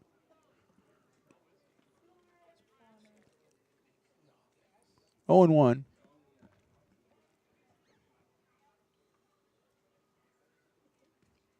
That one misses for 1-1. J-Dog, I have to say you've been an awesome scoreboard operator all season long. It's been a pleasure serving next to you. And even if you show me pictures of your garden and all that stuff that I don't know what you've been showing me, but it's still fun. Outside for a ball, 2-1. I want to say we have a really good crew up here, but come on. I'm like Honest Abe up here. I can't tell a lie. I mean, we got Matt Pearson. We've got 7-Eleven has been tremendous all year long. Mario, of course, I still have no idea what he's doing over there, but he is just a good guy. That's ball 3. Matt Pearson would be great, except for he signed his name 6 times bigger than anybody else on the T-shirt. I was hoping to get more guys. I can't now. I've had at least 4 players go, I wanted to write my name in there, but I had no room because of Pearson. And I think I looked down there, somebody signed it Jalen Hurts, and I really think that was not a person, if you know what I mean. Fouled out of play. Full count on Bryce Abaki, Jaden Reynolds in the on-deck circle. Jalen Hurts. There's Bryce Harper. There's all kinds of people in there with Philadelphia ties. Ben Franklin signed it. I don't know what that's about. And Hall & Oates, which is crazy. Swing and a miss at the fastball. So Johnson comes in 1-2-3. We go to the 6th. Hawks on top, 11-4. Hi, I'm Monica from Ace Body Shop in Telling. We are a family-oriented business. We've been in business for over 30 years. We are located downtown Lincoln at 333 Lincoln Boulevard in Lincoln, California. We do automotive repair and 24-hour towing. Our phone number is 916-645-2859, or you can find us on the web.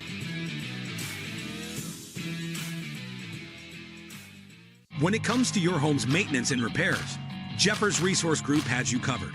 Our handyman services offer a comprehensive range of expertise, from minor carpentry to drywall, electrical and flooring for property managers, landlords, and renters alike. We ensure that every job is completed to the highest standards, so you can have peace of mind. Contact us today to discover how Jeffers Resource Group can help keep your home in top shape.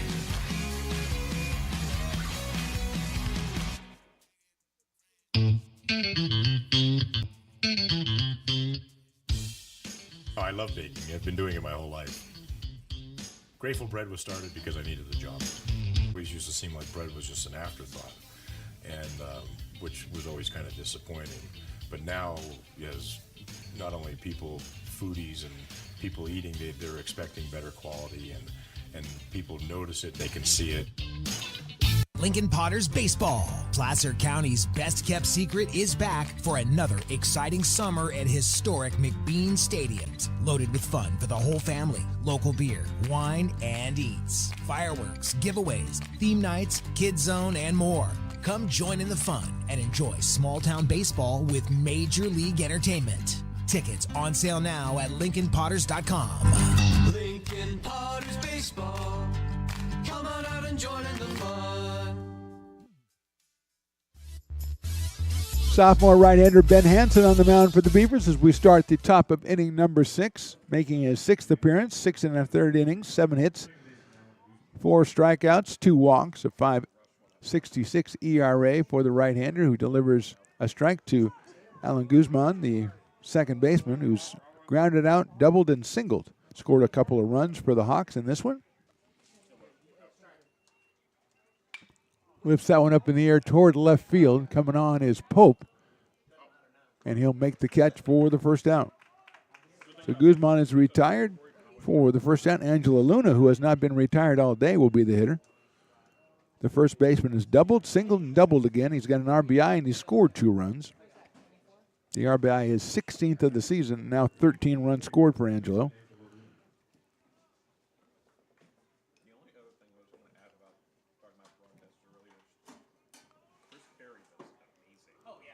Luna comes out of Pittsburgh High School, and swings and misses at that one, 0-1.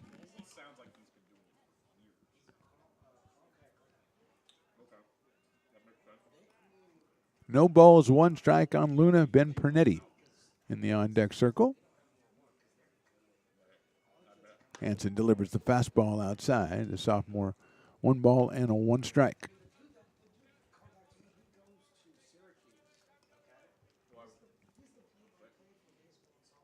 Outfield, straightaway and deep for Luna. Breaking ball. Had him fooled, I think, but couldn't find the strike zone, so it's 2-1 on Angelo. 266 coming in. He's going to help that considerably with the 3 hits he's gotten today so far.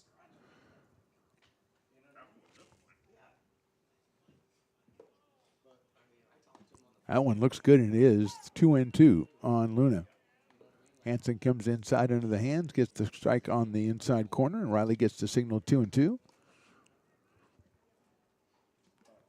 which he enjoys, I think, probably more than anything else in the world. That's lined into left field and make it 4 for 4 for Angelo Luna. He's going to round first. He's going to make it to second. The ball gets to the fence, and he runs very gingerly, but he still has himself 3 doubles today as he is picking the perfect spot to go at left center field. He's 4 for 4, and he's at second base with 1 out here in the 6th, and Ben Pernetti coming to the plate. Pernetti at 286 coming in, picked up an RBI back in the 3rd on a ground out and has struck out twice. So he's 0 for 3, does have that RBI. He's got Luna out at second base, but the way Angelo is running, it's going to be hard to knock him in with anything less than a triple.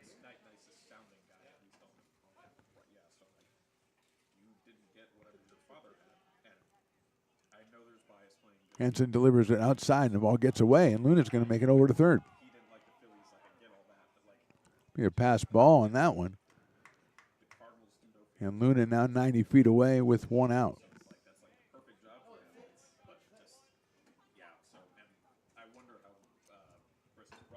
Jimmy Radler, who has 3 hits of his own, is on deck. So he and Luna 7 for 7 in this one so far. Said the Hawks with 17 hits on Tuesday. That's 16 today, and there's a high fly ball left center field moving over as Henry has a beat on it right in front of the warning track. That's going to be far enough to get Luna in from third. It's a sacrifice fly for Pernetti, his 2nd RBI of the day, and it's 12-4 for the Hawks. Luna now with 4 hits and 3 runs scored. Gives him 14 runs scored on the year and brings up Jimmy Radler.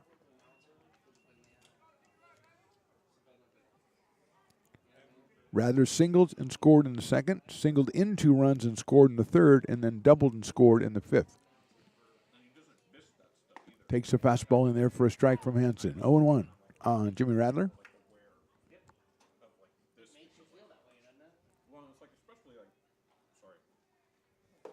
Out of Granite Bay High School. Hits it out toward right field. Bulock tracking it down and making the catch for the out. So a run on a hit for the Hawks in the 6th. We go to the bottom of inning number 6, and they lead at 12-4. Here at Super Taco, we specialize in authentic Mexican food. One of the reasons we are different from other places is that we make everything from scratch. You get a great value when you come here, large portions and quality food. Our most popular dishes are many different kind of tacos. We have giant burritos, different kinds of enchiladas, and the fajita. If you're ready for real Mexican food, stop in at a Super Taco. We'd love to see you.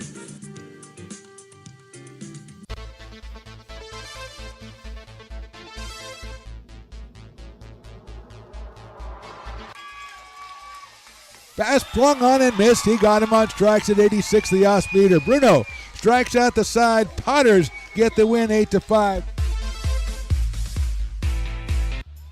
He's going to look that way. Now he's going to duck down the middle. He's got a guy wide open at the 18 kidder. That's Robert Freeman. And Robert's trying to make a couple of moves. He comes back to the 15, comes down to the 10. He gets a block to the 5.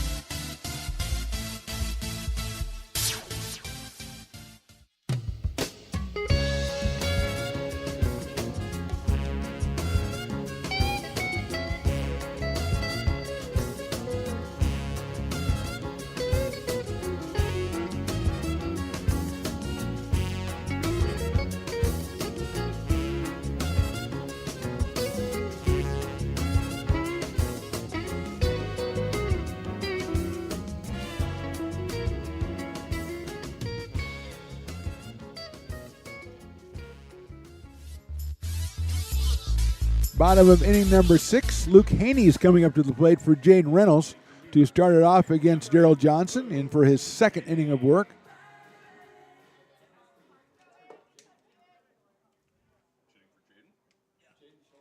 Johnson 1-2-3 in the 5th inning, including a strikeout. Reynolds was 1 for 3 with an RBI. As Haney fouls that one back. That's Jaden's 34th run batted in the season. Got that back in the second inning. Grounded to short and struck out in his other 2 appearances.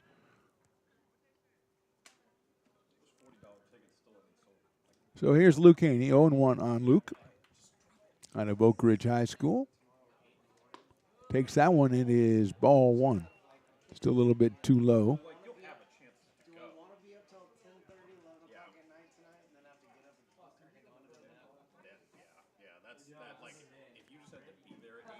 Haney at 113 on the season.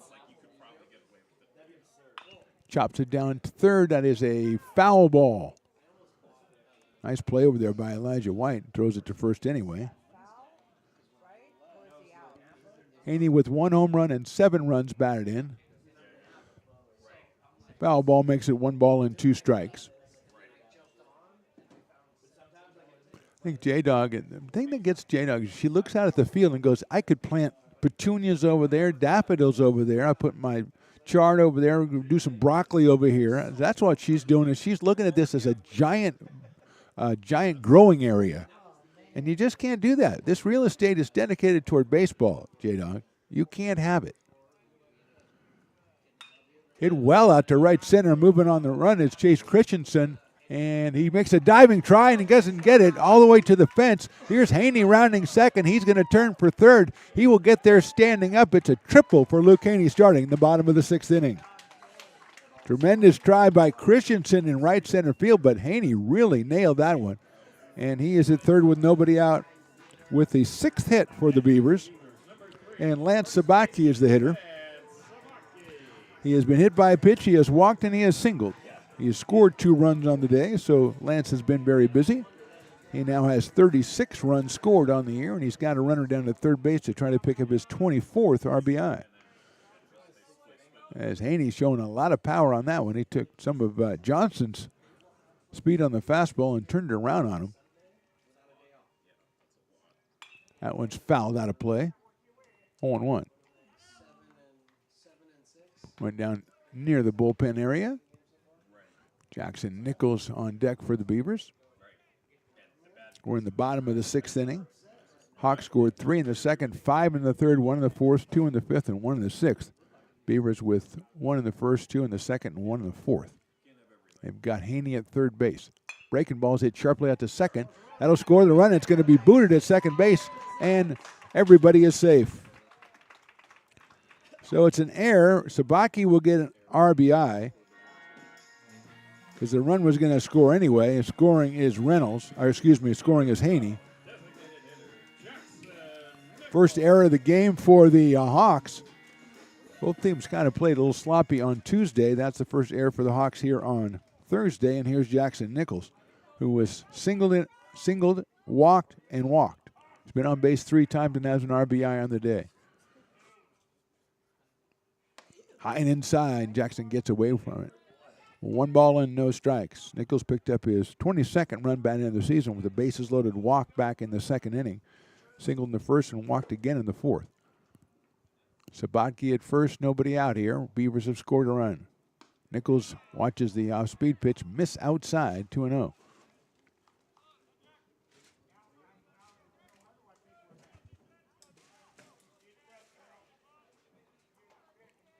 Short lead by Sabatke over at first. Nichols pops that one up right side. Luna looks at it, decides, I'm going to let it go.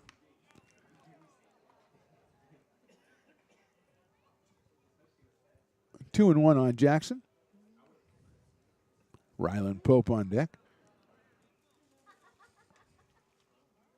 Johnson delivers. Outside. 3-1. Nobody warming up right now for the Hawks in the pen.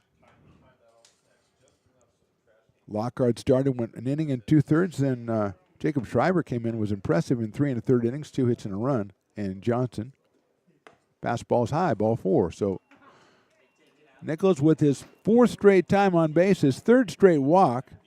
And runners at first and second, still nobody out here in the 6th inning, and Ryland Pope will be the hitter. He singled in a run, then he struck out, then he flied to center. Actually, more of a line drive to center. Cantor's going to go out and talk to his pitcher, and they're going to bring in the entire infield and maybe talking about what happens if they square the bunt, things of that nature. Maybe just to settle down the right-hander Daryl Johnson, who went 1-2-3 in his first inning pitch back in the fifth, and he gave up the triple to Haney. Sabaki reached on an error, scoring Haney, then a walk to Nichols. And that has been our bottom of the sixth so far for the Beavers. As we conclude another ARC baseball season, we conclude another ARC sports season. Started off way back at the end of August doing soccer and water polo and volleyball, football, basketball, men's and women's, of course, softball, baseball. I think there's another sport in there somewhere. I always forget. But it's been a blast. Been a blast. All 3 years have been a blast.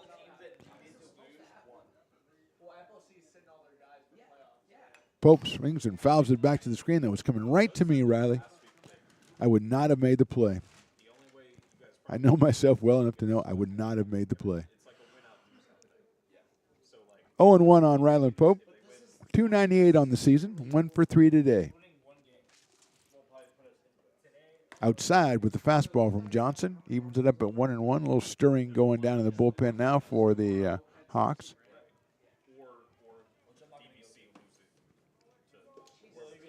Nobody out in the sixth. That's inside, gets away. Runners will advance, and it's now 3-1. Or excuse me, 2-1.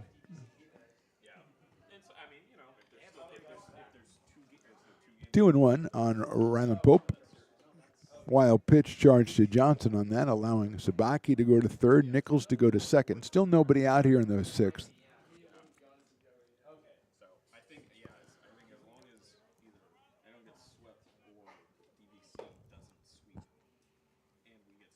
Chopper right side.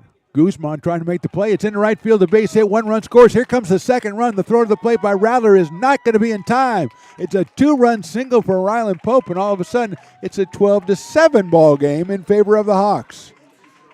A seeing eye single that Rattler came up and threw it to the plate. Just barely missed getting Jackson Nichols. Pope picks up 2 more runs batted in. The Beavers have scored 3 times here in the inning. Still nobody out, and Ken Bullock, who has struck out twice and had an RBI single, will be the hitter. Pope's 3 runs batted in today gives him 25 for the season. Bullock swings, takes a ball.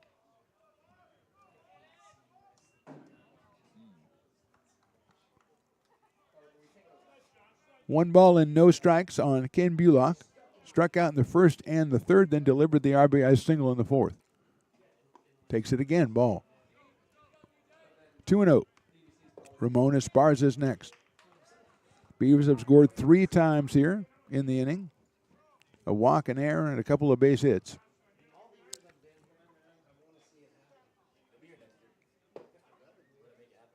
Chopper foul down the third base line. Doug Jubilee. Whoa, what? That would have been the play of the season if he made that one. He did not. He did not make the play, J-Dog.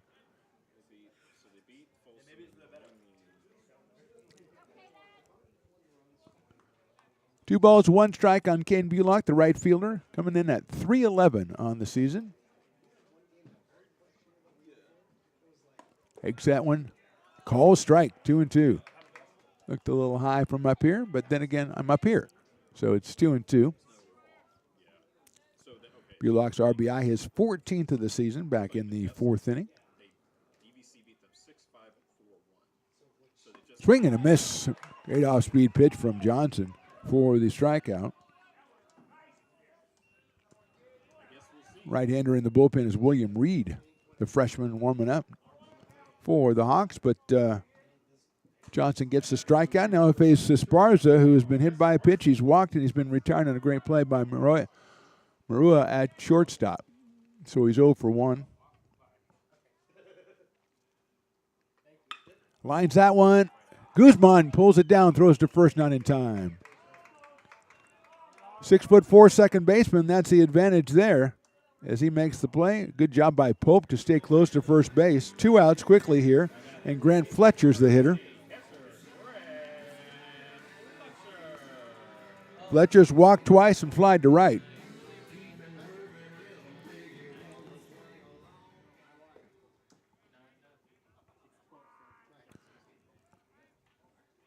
So 2 outs. Still over at first base is Ryland Pope. Fletcher fouls that one out of play on the fastball, 0-1. David Henry scheduled next for the Beavers. Fletcher hitting 8th. Henry 9th in the lineup for Coach Jumale. Again, check out of the dugout. We had a little interview with the coach before today's action. Good talk. Hit high up in the air to left field. Going back is Nunez. He has room, and he makes the catch. So the Beavers score 3 times in the 6th. We'll go to the 7th. Beavers trail at 12-7. Hi, I'm Jessica. And I'm Miller. And we'd like to invite you to come see all that Miller's Ace Hardware has to offer and to give our happy and helpful staff a chance to earn your business. Whatever project you're working on, from lawn and garden to home repairs, you'll find everything you need at the new Miller's Ace Hardware. Power tools from the best name brands, and one of the largest selections of barbecues and barbecue accessories featuring brands like Traeger, Weber, and Big Green Egg. And if you're looking to freshen things up, visit the paint studio featuring Clark and Kensington, Benjamin Moore, and Magnolia Home by Joanna Gaines. Miller's Ace Hardware, where customer and community service meet. Located on the corner of Madison and Fair Oaks, behind the Ferrari building. When it comes to your home's maintenance and repairs, Jeffers Resource Group has you covered. Our handyman services offer a comprehensive range of expertise so you can have peace of mind. Contact us to schedule your service today. Hi, I'm Monica from Ace Body Shop in Telling. We are a family-oriented business. We've been in business for over 30 years. We are located downtown Lincoln at 333 Lincoln Boulevard in Lincoln, California. We do automotive repair and 24-hour towing. Our phone number is 916-645-2859, or you can find us on the web. When it comes to your home's maintenance and repairs, Jeffers Resource Group has you covered. Our handyman services offer a comprehensive range of expertise, from minor carpentry to drywall, electrical and flooring for property managers, landlords, and renters alike. We ensure that every job is completed to the highest standards, so you can have peace of mind. Contact us today to discover how Jeffers Resource Group can help keep your home in top shape.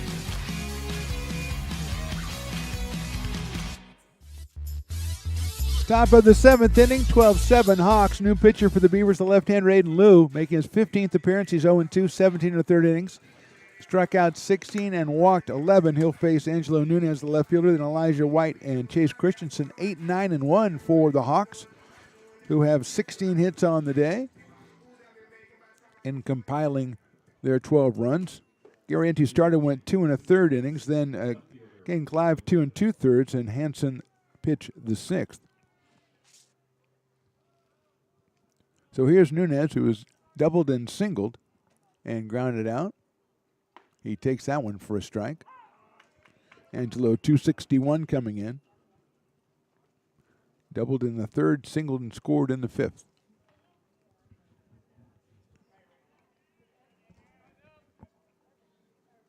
Takes the fastball, takes it for a strike, 0-2. Off speed in the fastball for Aiden Liu as he is ahead 0-2, making his 15th appearance of the season. Freshman left-hander. Misses with that big rainbow breaking ball. 1 ball and 2 strikes on Nunez. We're in the top of the 7th inning from Beaver Field. Mark the Phantom Low, Riley the engineer, Stones McCoy the boss, J-Dog eating her salad with giant cucumbers and broccoli and, frankly, some stuff I don't want to look at. I think celery in there, too. What else is in there, J-Dog?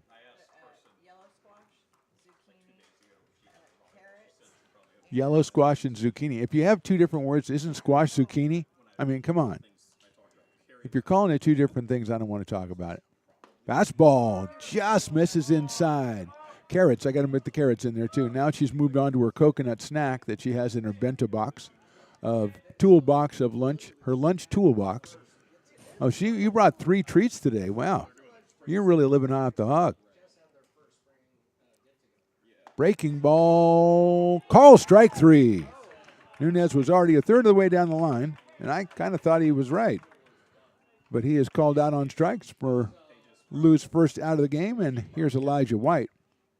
It was a 2-run single, a sacrifice fly, and a sacrifice squeeze bunt, so he's 1 for 1. He scored a run, and he's driven in 4, giving him 18 on the season. The third baseman batting in the number 9 spot. Picked up his 27th run scored as well. It's that one out towards second base. Handled by the Beavers. That is thrown away at first base. So that, I believe, is Haney playing at second base. Looked like handled it well. The throw got by. Actually, that's Haney over at first base.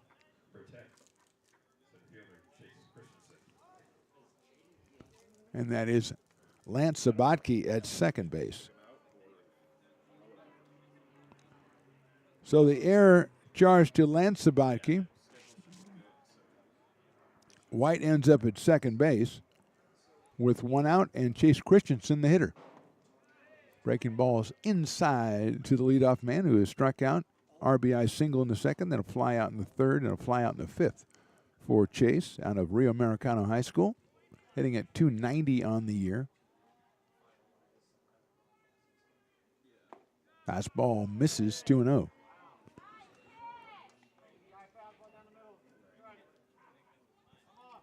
Braden Marua, the on-deck batter. Number 2 hitter for the Hawks in the order. And then Noah Cantor.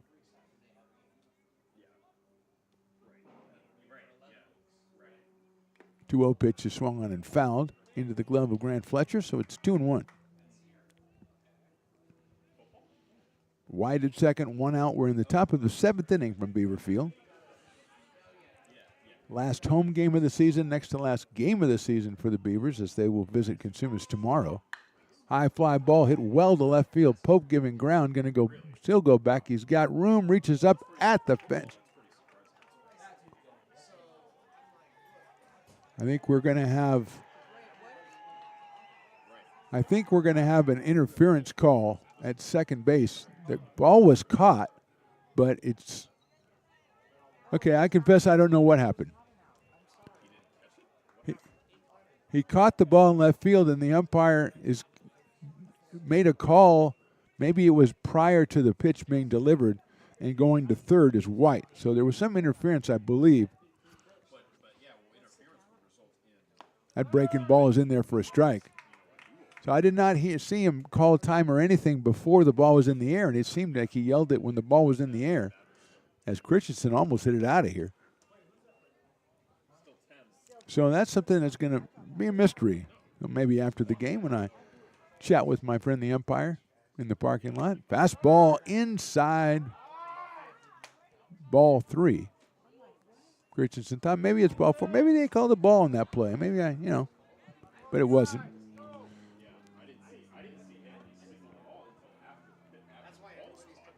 So it's 3 balls and 2 strikes on Chase Christensen. Breaking balls hit high up in the air to left field. We've already done this. This one might be deeper, and it might be gone. Chase Christensen, a 2-run home run, and the Hawks are on top 14-7. His 3rd home run of the season.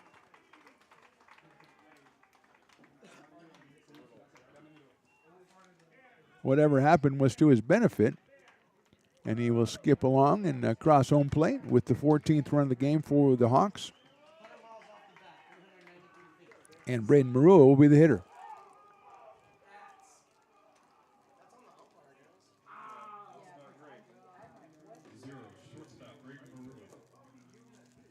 Marua out of Oakmont High School has doubled, singled, and singled again. He is 3 for 4 with an RBI and a run scored.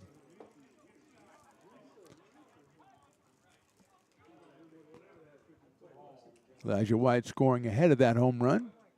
And that pitch is in there for a strike. So Christensen said, you know something? You're going to give me another chance. I'm going to put about 20 more feet on that ball, and it's a pretty good formula for the center fielder to hit his third home run of the season. He has 3 runs batted in this one today, giving him 25 now. Count even at 1 ball and 1 strike on Marua, who has 4 home runs on the season of his own. Came in at .333 and is 3 for 4 today. Sharply hit out to second base. Sabaki hangs with it and then falls down and can't make the play.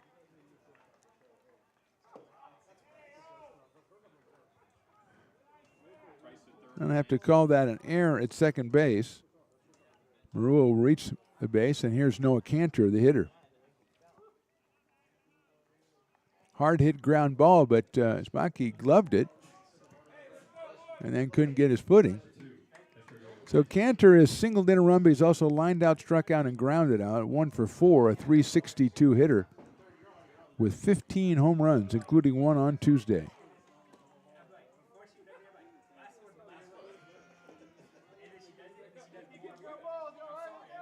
Outfield straight away and very deep for Cantor.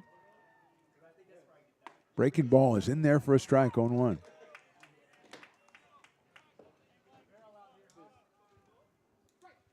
Alan Guzman, the second baseman, on deck. Cantor, the number 3 hitter in the Hawks order with that .362 average. He's also scored a run today. Hits a grounder slowly out towards shortstop to second. No, they can't hold the ball. Guzman drops the ball, and it's another error for the Beavers infield. And Cantor will be at first base. Marua at second. So Beavers with 3 infield errors here in the 7th inning behind Aiden Liu. The Hawks mixed in a 2-run home run. And here's Alan Guzman. Single, a double, and a fly out, and a ground out for Allen, so he is 2 for 4, comes in at .339. There's a strike, 0-1.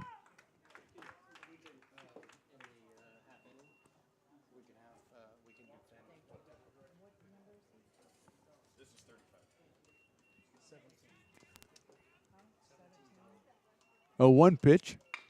Chopped out to left to second base. That is knocked down. Nice play by Sabaki over to first. He'll get him at first base. Runners will move up. Sabaki kept that from being a base hit for Guzman. He is retired for the second out of the inning. Runners now at second and third, and Angelo Luna will be the hitter. He's only had 4 hits and 4 tries with 3 RBIs, or 3 runs scored and 1 run batted in. So Angelo having a day for himself. Came in at .266. Now has 16 runs batted in and 14 runs scored. He's up here with 2 on and 2 out. Swing and a miss, an off-speed pitch from Aiden Liu.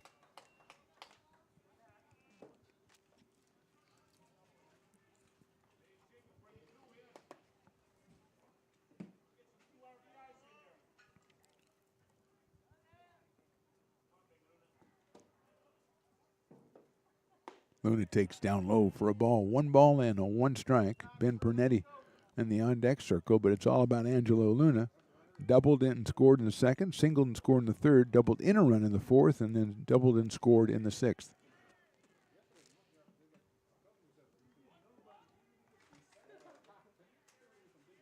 Misses with the breaking ball outside does Aiden Liu. 2 balls and 1 strike.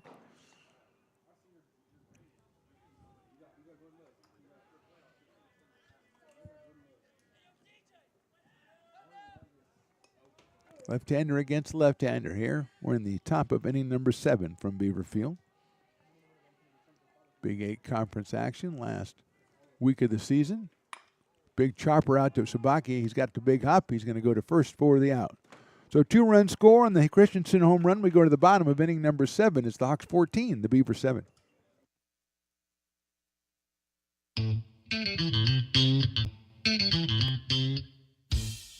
I love baking. I've been doing it my whole life.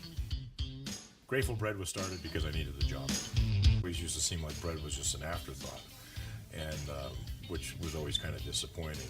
But now, as not only people, foodies, and people eating, they're expecting better quality, and people notice it, they can see it. Lincoln Potters Baseball. Placer County's best kept secret is back for another exciting summer at historic McBean Stadiums. Loaded with fun for the whole family, local beer, wine, and eats. Fireworks, giveaways, theme nights, kids zone, and more. Come join in the fun and enjoy small town baseball with Major League Entertainment. Tickets on sale now at LincolnPotters.com. Lincoln Potters Baseball. Come on out and join in the fun. Here at Super Taco, we specialize in authentic Mexican food. One of the reasons we are different from other places is that we make everything from scratch. You get a great value when you come here, large portions and quality food. Our most popular dishes are many different kind of tacos. We have giant burritos, different kinds of enchiladas, and the fajita. If you're ready for real Mexican food, stop in at a Super Taco. We'd love to see you.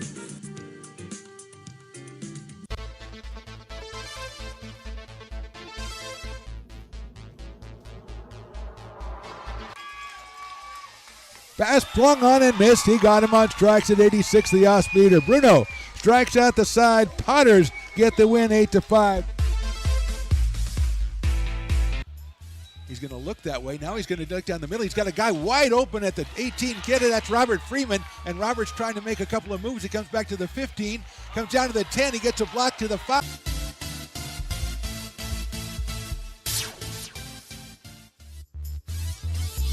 David Henry will start us off in the bottom of the 7th against the right-hander Darrell Johnson in for his second inning of work. Make that third inning of work. Fastball swung on and missed.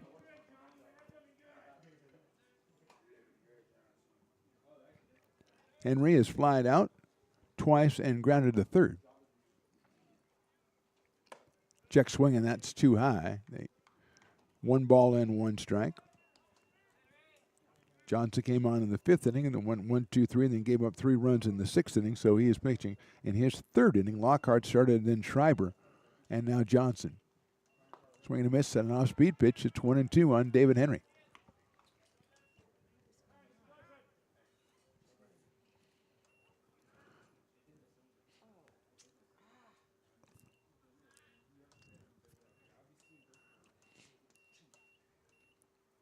Inside in the dirt, 2-2. Beavers have scored once in the first, 2 in the second, 1 in the 4th, and 3 in the 6th, but the Hawks have scored in every inning but the first, including 3 in the second and 5 in the 3rd, and they lead this one 14-7.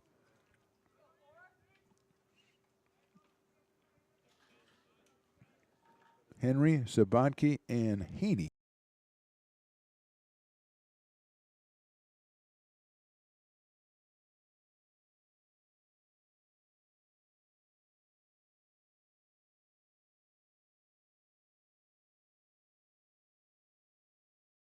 Bryce Sabatke. Bryce has flied to right and struck out 3 times, so he is 0 for 4 in this one. Luke Haney will follow him.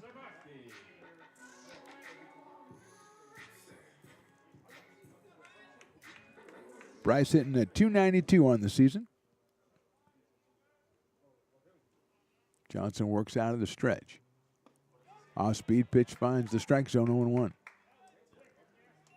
A little bit of an overcast afternoon here at Beaver Field as we conclude the home season of the ARC Beavers. Baseball team and sporting year. Fouled out of play by Zabaki. I think we got to send congratulations to the women's tennis team here, the state champions, for the 3rd time in a row. Back to back to back. I believe I got that right. So, tip of the cap to that team. Always outstanding on campus here. Sails high. Does Johnson, 1 ball and 2 strikes. Also, as we said, co-champions of the Big 8 Conference, the American River College Beaver softball team.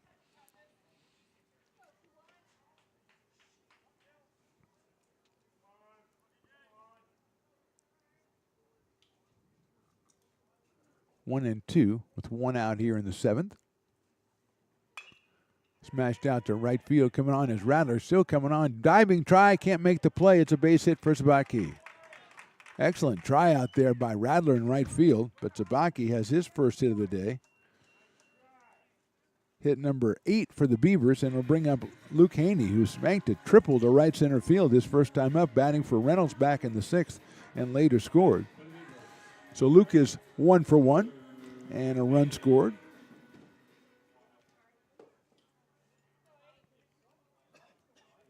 Christensen playing a little bit more over toward right center field for Haney this time.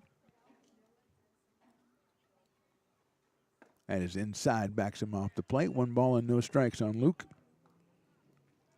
1 home run and 7 runs batted in for Luke Haney out of Oak Ridge High School. Freshman infielder. Takes that one outside for a ball. Inside and outside with the off-speed pitches from Johnson. 2-0 on Luke.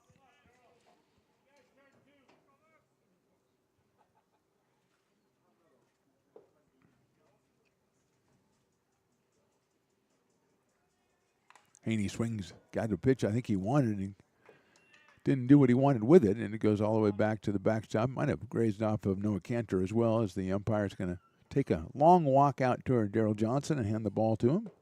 Give the catcher a chance to collect himself, as it were. 2-1 on Luke Haney. Sabatke at first with 1 out here in the 7th.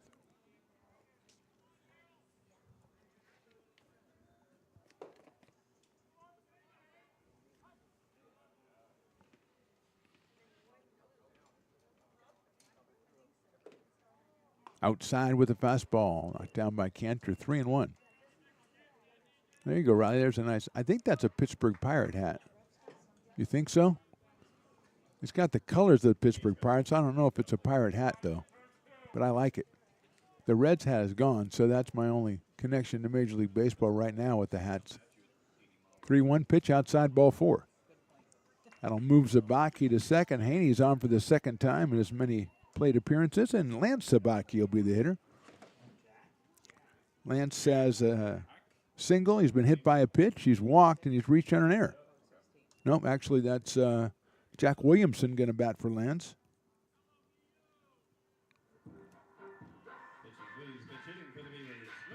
So Williamson comes on.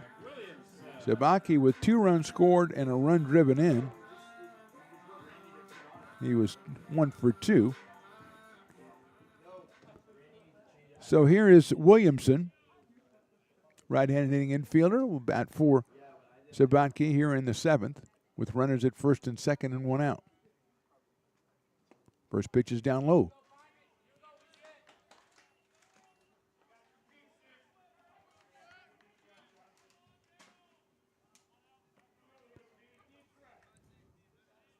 Williamson at 0.97 on the season and 3 runs batted in.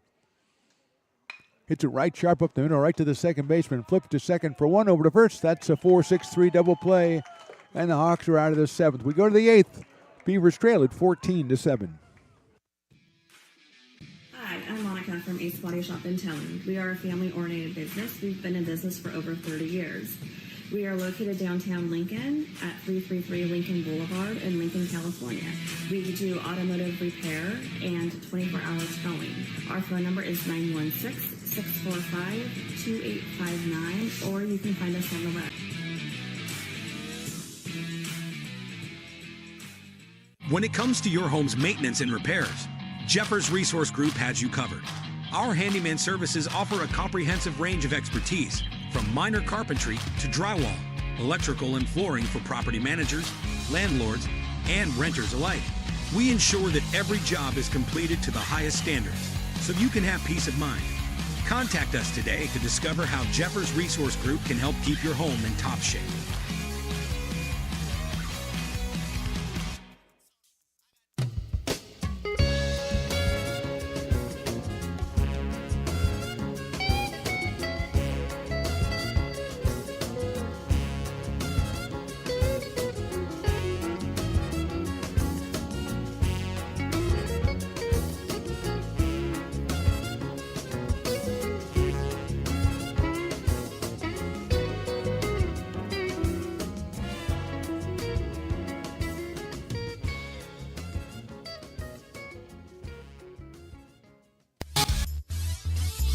Top of inning number 8, Aiden Liu back on the mound for the Beavers. He'll face, or scheduled to face Ben Pernetti, then Jimmy Radler and Angelo Nunez.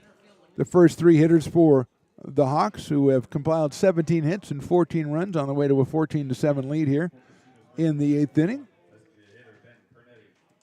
Pernetti with a couple strikeouts, a sacrifice fly, and a ground out. He has 2 runs batted in on the day, 0 for 3 for the left-handed inning DH, who also has a 10-2 record on the mound for the Hawks this year, and he takes the breaking ball in there for a strike.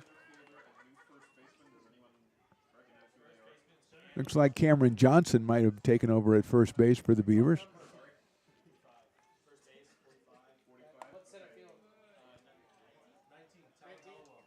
Talon Hollowell has taken over in center field.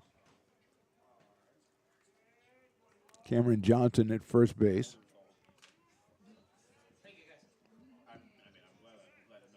Another breaking ball. This one stays high. 2 balls and 1 strike on Ben Pernetti, opening up the 8th inning here. Last game of the regular season at home here for the Beavers of the school year, as it were. Check swing, that's in there for a strike.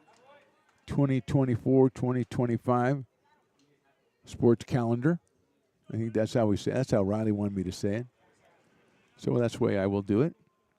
Jimmy Radler on deck.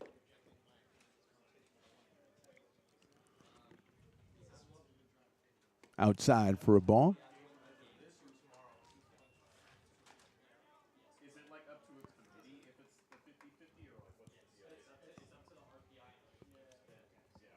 Three balls, 2 strikes, opening up the 8th inning. Pernetti against Aiden Liu.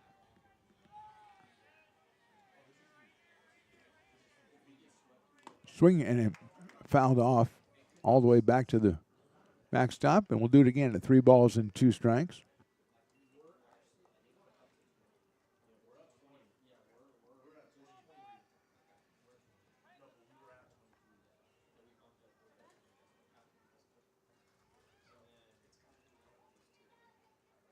That one is high, ball 4. So Pernetti gets the base on balls, who go down to first base with nobody out here in the 8th, and Jimmy Radler will be the hitter. He singled twice, doubled, and flied to right, has the right fielder out of Granite Bay High School. Got a pinch runner over at first base. Looks like Curtis Higgins is going to run at first base for Pernetti.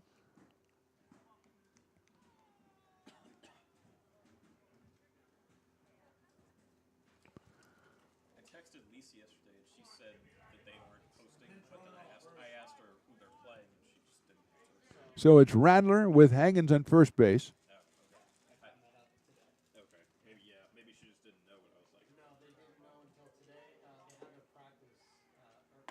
Check swing. It's in there for a strike from Aiden Liu. 0-1 on Radler.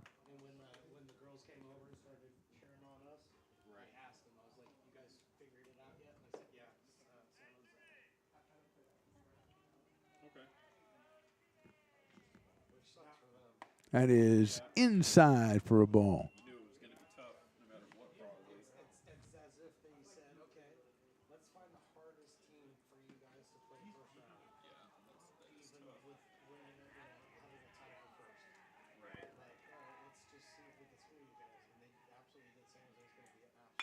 Line drive center field, moving over as Hollowell. He'll get it on one hop and return it in. It's a base hit for Radler, his 4th hit of the day. And with nobody out and runners at first and second, Angelo Nunez scheduled to be the next hitter. I think we might. He's taking his time getting up here, which is certainly his prerogative. The left fielder, who's got a double and a single, he's 2 for 4 today. Hit number 18 for the Hawks.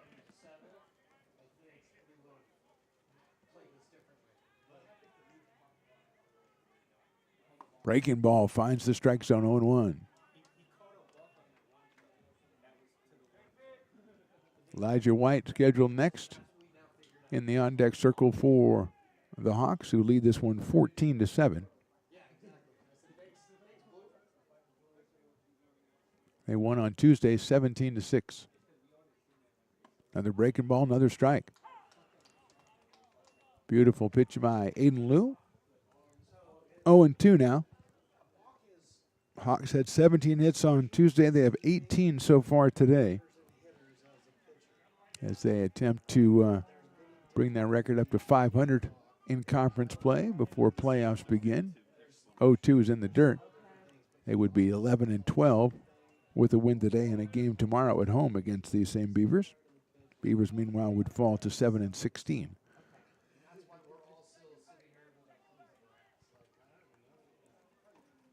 Nunez 261 coming in before going 2 for 4 so far today. Breaking balls hit sharply down the line, off the glove at third base and into foul territory. Stopping at third is Haggins, the pinch runner, and it's a base hit for Nunez, his third hit of the day. It loads the bases with nobody out and brings up Elijah White. Going to check on Sabaki, and first of all, I'm going to make sure that's still Sabaki at third base because we've had so many subs.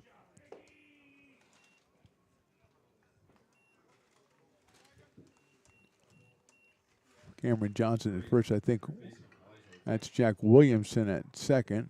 David Henry is now playing short, I believe. And Sabatke at third. So the bases are loaded. Elijah White, who has singled in 2 runs at a sacrifice fly, had a squeeze play that was successful to drive in a run and reached on an error. He scored 2 runs as well. Fouls that one back, a fastball from Maiden Lou. 0-1.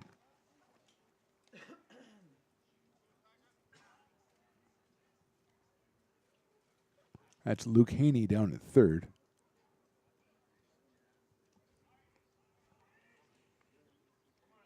So Johnson, Williamson, and Haney in the infield. And I think David Henry at shortstop.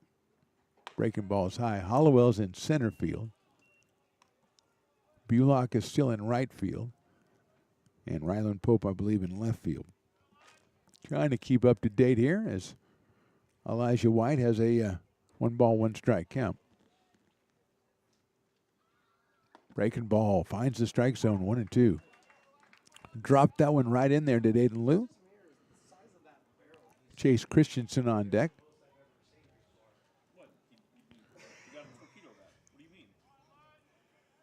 Outfield straightaway and deep for Elijah White. Swings and fouls it off. Somehow goes forward out of the glove. I think his bat might have kicked it out of the glove of Grant Fletcher behind the plate. And Aiden Lou's going to get rid of that ball. We'll bring in a new one and try it again. Once again, 1 ball and 2 strikes.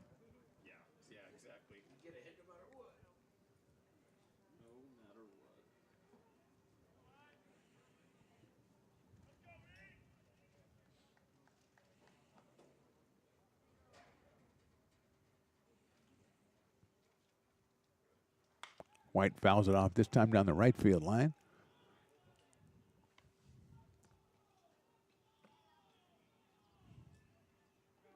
Out of Alpha Charter High School in Alberta, California, Mr. Elijah White. Now with 18 runs batted in after today and 28 runs scored. Foul ball toward the dugout. Bounces out and recovered by Luke Haney, so we'll do it again at 1-2. Umpire says, get rid of that ball. We don't want it. We can splurge for a new one.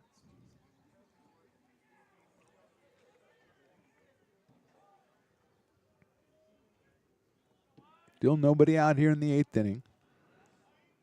Haggins, Radler, and Nunez on the bases. Line drive, but it's going to be foul down the left field line. Took the inside breaking ball and turned on it a little too quickly.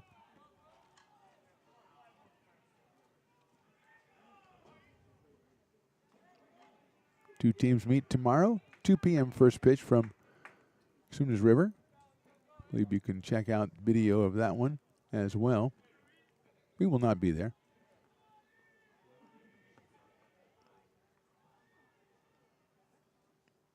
Misses outside with the fastball.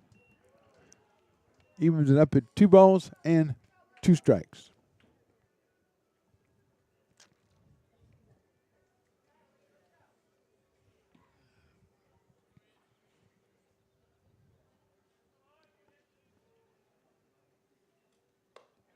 that 3-2 as the breaking ball stays high on White. He's driven in a run with the base hit, with the sacrifice fly, and with the bunt. So maybe he gets a walk, drives in a run that way. Is that the RBI cycle? I don't know. I think I might have just invented that. And there is the base on balls. Scoring is Haggins, the pinch runner. White picks up his 5th run batted into the game.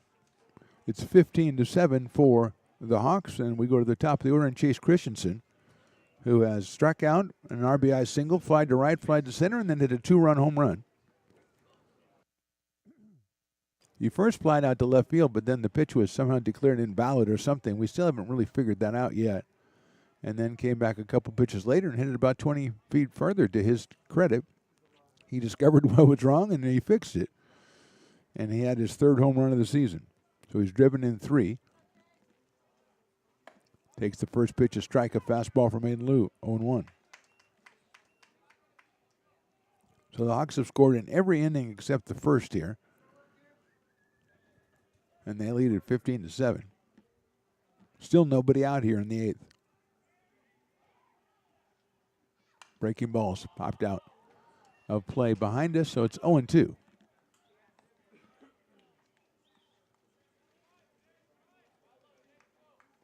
Just came across my desk here, Riley. Special guest in the 9th inning, Stones McCoy himself on the broadcast. I know you're excited. You don't hear him talk enough. I certainly do, but lifted out toward right field. Catch is made by Bulock, but a run will score from third. Throw comes into second base. Everybody advances. Radler scores. It's an RBI for Christensen. The sacrifice fly is out to right field. 1 out. 2 runs in now. 16-7 for the Hawks. Then Braden Maruo will be the hitter, the shortstop. Nunez moves to third. White moves into second. As that one a little bit deeper in right field than it looked at initially. Maruo has 3 hits and has reached on an error. Outside for a ball.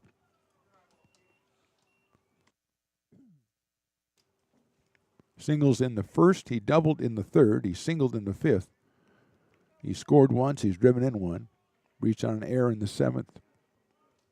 And popped out in the 4th. Fouls that one at the plate. 1 ball and 1 strike on Maruo, with Noah Cantor scheduled next for the Hawks, who lead this one 16-7.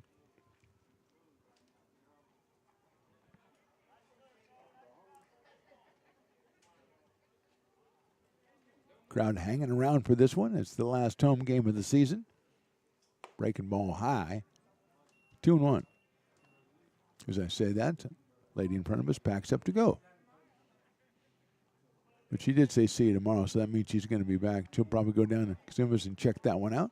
Final game of the season. Good fan right there. Fastball, beautiful pitch in there for a strike. Maruo is mad at himself.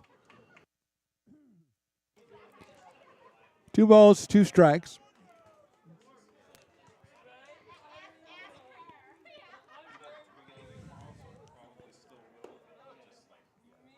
Two coming up. Runners at second and third. Breaking ball swung on and missed. He got the strikeout. 2 outs here in the 8th inning, and Noah Cantor, the catcher, will be the hitter. Noah came in 362 with 15 home runs to us, have an RBI single back in the 3rd inning and scored a run, but otherwise a line out, a ground out, a strikeout, and reached on an error.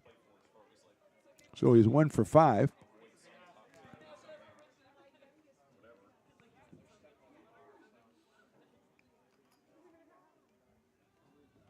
Aiden Liu's 2nd inning of work here today for the Beavers. Cantor fouls that one off speed pitch, had him off balance, it looked like a little bit, so it's 0-1.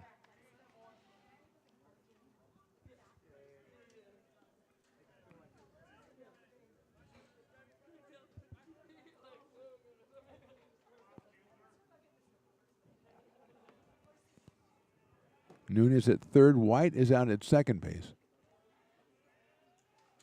Cantor fouls that one down the third base line.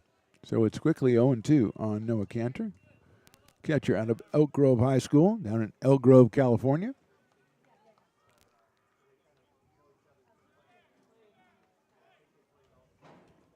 Aiden Liu, the fourth pitcher. Gariente started, then Clive, then Hansen, then Liu. So 4 pitchers for the Beavers today, 3 for the Hawks. Swing and fouled in the catcher's glove for the strikeout. So 2 runs in the inning for the Hawks. We go to the bottom of inning number 8. Hawks on top, 16-7. Hi, I'm Jessica. And I'm Miller. And we'd like to invite you to come see all that Miller's Ace Hardware has to offer and to give our happy and helpful staff a chance to earn your business. Whatever project you're working on, from lawn and garden to home repairs, you'll find everything you need at the new Miller's Ace Hardware. Power tools from the best name brands, and one of the largest selections of barbecues and barbecue accessories featuring brands like Traeger, Weber, and Big Green Egg. And if you're looking to freshen things up, visit the paint studio featuring Clark and Kensington, Benjamin Moore, and Magnolia Home by Joanna Gaines. Miller's Ace Hardware, where customer and community service meet. Located on the corner of Madison and Fair Oaks, behind the Ferrari building. When it comes to your home's maintenance and repairs, Jeffers Resource Group has you covered. Our handyman services offer a comprehensive range of expertise, so you can have peace of mind. Contact us to schedule your service today.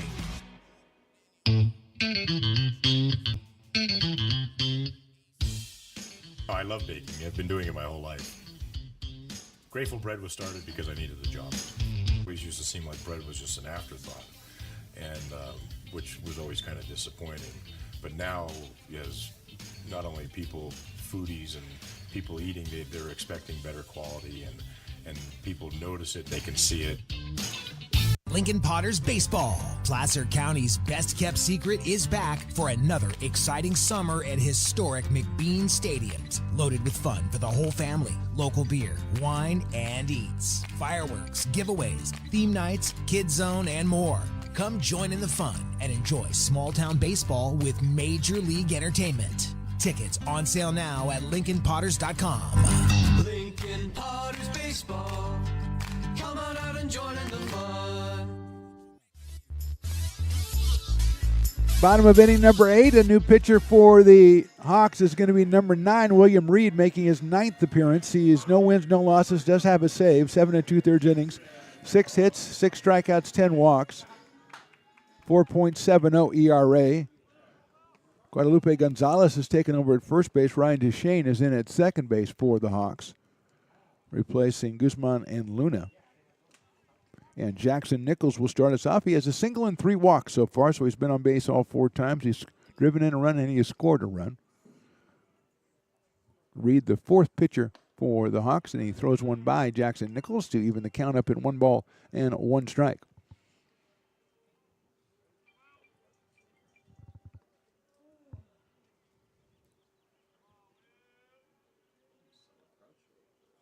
Nichols check swing, and he went around, according to the home plate umpire, who has final authority on matters such as that. So I'm going to take his word for it. 1-2 on Jackson, freshman out of Valley Christian.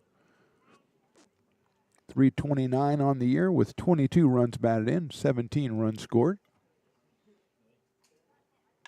Hits that one high up in the air to short left center field. Here comes the center fielder, reaches up, can't make the play. Nichols kept on going. He'll get into second base head first with a double. So Jackson is on for the 5th time. I think that's still Christensen in center field. Had to come a long way on that one. Donnie Supot's going to be the hitter. So Donnie will bat for Rylan Pope, who had a couple of hits and drove in 3 runs for the Beavers today. 2 for 4 with 3 RBI, but he's going to be, Donnie Supot will be the hitter, the freshman. We're in number 22.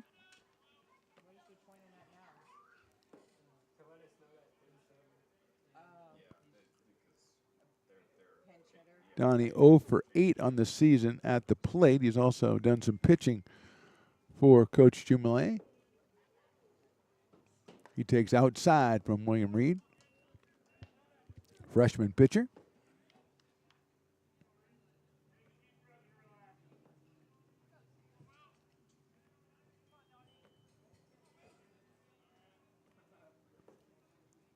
That is also outside. 2-0. William Reed, a freshman out of Alpha Charter. Same place from Elijah White. So Alpha Charter sending 2 to the Hawks. And Reed out on the mound here with a 2-ball, no-strike count on the pinch hitter, Donnie Supat. Ball 3.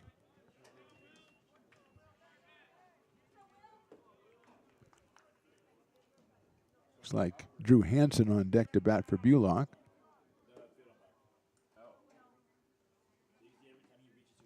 Three balls and no strikes to Supat. That is right down the middle for a strike, 3-1.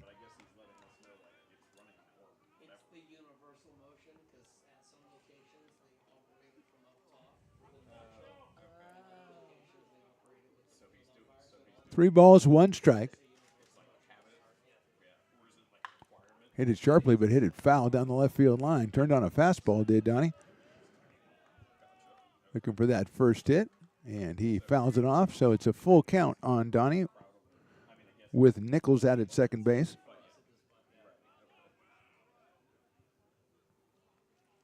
(16-7) count for the Hawks. They lead it. 3-2 coming up to Supat. Lines it to right field. That's a base hit. Let's see if they send Nichols around third. The throw's going to come through, but they're going to hold Nichols. Strong throw from right field from Radler. Nichols stays at third. It's a base hit for Donnie Supat, his first of the season. So kudos for that, and it'll be Drew Hansen, the batter.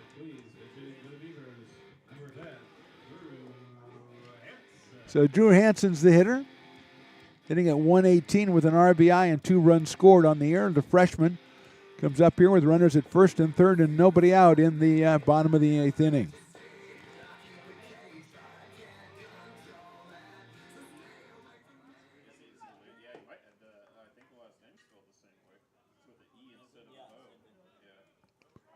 So here's Hansen. Cameron Johnson out on deck when he came in. He's batting in Rona Esparza's spot.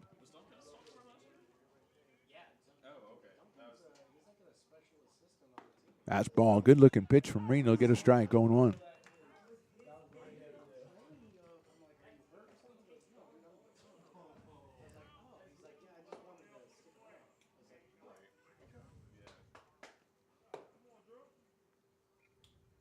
Throw over to first base, and back is Supat.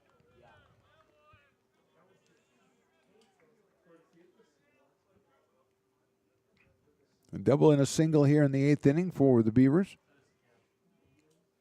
They now have 10 hits on the day. Chopper foul by Hansen. 0-2 quickly on Drew with Cameron Johnson to follow. Again, Bulock was 1 for 4 with an RBI while he was in there. That is his 14th run batting of the season. And now it's Drew Hansen.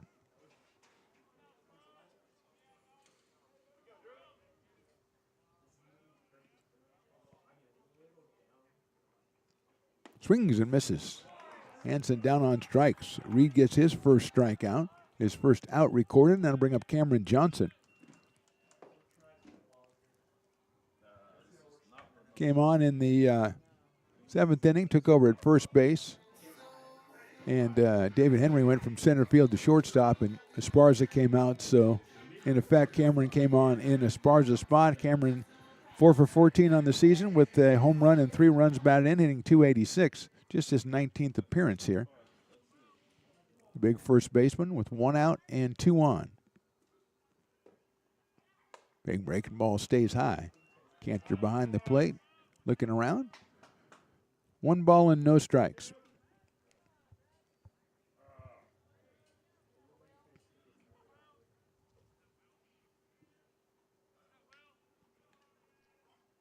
Johnson hits it sharply down the third base line and foul. Just barely missed Donnie Supat down there. Excuse me, Jackson Nichols down there. Supat's over at first, so it wouldn't have missed him. It's like Sammy Garcia is on deck to hit in Grant Fletcher's spot. Johnson chops that one foul again. That one toward the dugout area.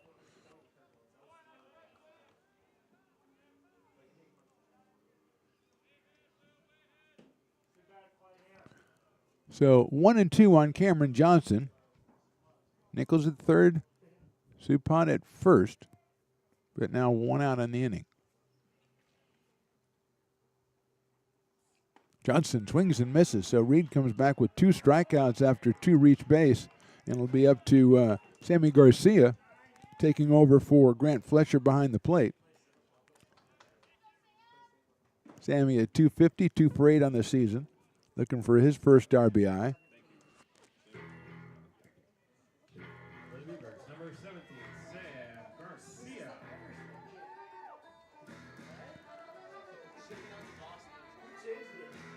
So Garcia making his first appearance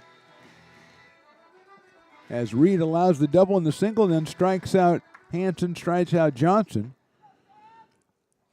And Garcia trying to put a run up on the board here for the Beavers. Garcia swings and fouls it at the plate.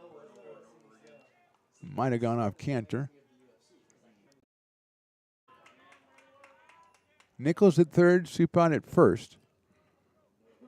2 outs here in the bottom of the 8th inning.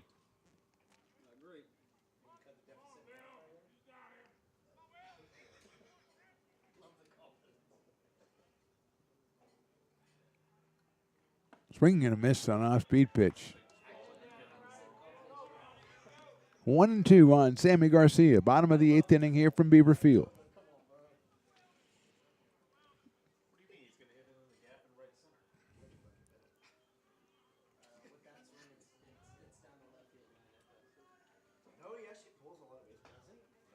Swing and a miss. Reed comes in with 3 straight strikeouts after allowing 2 runners. We go to the 9th inning, and the Hawks still on top, 16-7. Here at Super Taco, we specialize in authentic Mexican food. One of the reasons we are different from other places is that we make everything from scratch. You get a great value when you come here, large portions and quality food. Our most popular dishes are many different kind of tacos. We have giant burritos, different kinds of enchiladas, and the fajita. If you're ready for real Mexican food, stop in at a Super Taco. We love to see you.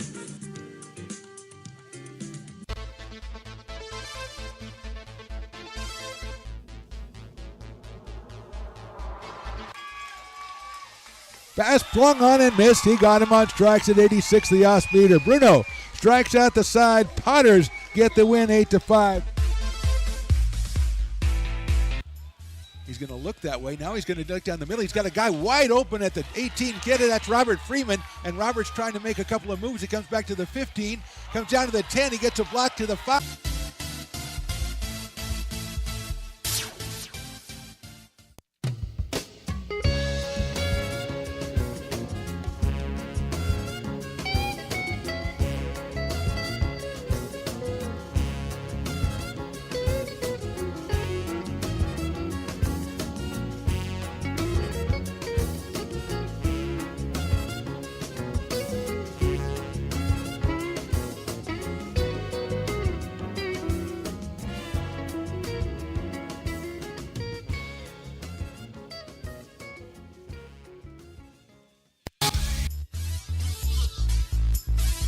Welcome back. Top of the 9th inning. Beavers trailing this one 16-7. Riley Stevens will be on to be the 5th pitcher for the Beavers.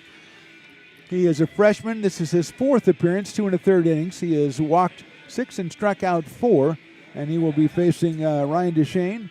And then your guess is as good as mine from the Hawks as we start the top of the 9th, and we welcome in the patriarch of the Stones Broadcast Networks, Mr. Stones McCoy. Stones, welcome. And you're standing behind me, so I have no idea what you're if you're going to talk about. Oh, absolutely. No, I am standing behind you. It's only because the great Riley, the engineer, is in my seat, and I'm not going to ask him to get up today. I understand. Ryan Deshane is going to be the first hitter, his first at-bat of the game, coming on for Alan Guzman back in the 7th inning at second base, and he takes the first pitch from Riley Stevens, and it's a ball, 1-0. And Stones, I know this our 4th baseball season, not the way you planned on ending it with a game like this. You thought we'd grab a W on this one, huh? Oh, yeah. I came into this game with all the good expectations. I thought we were getting a W. I thought we were going to slide right into the playoffs. And now I come to find out we're going to be we're fighting tomorrow for that game. We got to get that W tomorrow. Okay. All right. I know there's they expand the baseball playoffs are kind of bigger than some of the other sports. And so I know that I think they go to 24. I'm not sure. But there's still spots to be grabbed, and the Beavers can come out with one good performance tomorrow. They can still grab that. And Consumnes, of course, as we said, wants to get to 500 and lead play themselves. There's a chopper out toward shortstop. Henry almost falls down, gets it, guns it across the diamond, and he's safe at first base. So Deshane beats it out for his first hit of the day and his first at bat. He's at first base, and it is 32. That is Guadalupe Gonzalez, who came on for Luna. Luna had himself quite a day. He was 4 for 5, and he scored 3 runs and drove in 1. So Guadalupe Gonzalez is at first base. That pitch is outside, bounces away, and the chain will go down to second base. So 4 hits for Luna in 5 appearances, as the 266 hitter will raise that average in preparation for tomorrow's season ender at Consumnes. And now Gonzalez is going to have to go back. Stones, we've had a couple of plays in this game that I don't know what's going on. I'm still trying to figure out what happened in a couple innings ago on that fly ball to left field. I can clear that up for you. I actually finally got clarification well, on that. Well done, sir. What do you got for me? There was a balk called in that inning, and that stopped that pitch. So that pitch did not count, and that's why that out did not count. Okay, I had surmised that or kind of thought about it, but there was just too much going on, and Christensen took advantage of it by hitting a 2-run home run a couple pitches later. And Stevens delivers that one outside to Gonzalez. And what you just saw was there was something wrong with the helmet of the batter, so he had to go back and get a different helmet. That happens occasionally. Guadalupe out of Franklin High School. Big baseball school. He takes that one high for a ball. 2 balls and no strikes. Whenever they have a break in the action, Riley, and somebody has to go back to the dugout, I lose all, and then you put up a number later, and it's 3-0, and it's just the last game. I'm sorry. That's my bad. Line drive foul down the first base line. I think it all happened when there was a foul ball in the first inning, and it came back and snapped the cable of the camera, and everything went crazy. And since then, we haven't been able to get back on the right foot. I think I need to post that image on the socials for Stones Broadcast Networks, because that was a great image that we received. Yes, you have to do that. I don't know how you do it, but you have to do it, because that was it looked like it was frozen in time or something, like it was a caveman play. Outside for a ball, and Gonzalez to take the base on balls. He'll go down to first base. First and second, nobody out. And Curtis Haggins will be the hitter. He came on to run for Ben Pernetti back in the 8th inning.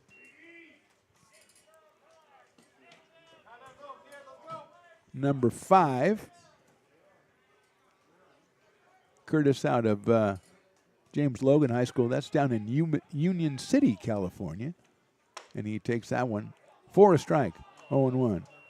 The Stones were, like I said, we're the end of the 4th season of baseball, 3rd season of doing American River College sports, and it's been a wild ride. It has been an absolute blast, and I mean, I'd like this game to turn out better, but I'm glad we're ending kind of where we started with baseball. And unfortunately, it's kind of a tough day for me. It's a little gloomy outside, and I'm a little concerned because as of right now, this is our last broadcast at American River College. For Stones Broadcast Networks? Yes, for Stones Broadcast Networks. Okay, all right. Well, it's a bittersweet day. It's not something that we aren't still trying to work out all the details to maybe possibly come back. But as of right now, it is official that we will not be back for the 25-26 season unless things change. So I'm really hoping that anybody listening, feel free to shoot emails over to American River College. Tell them you really want the broadcast back.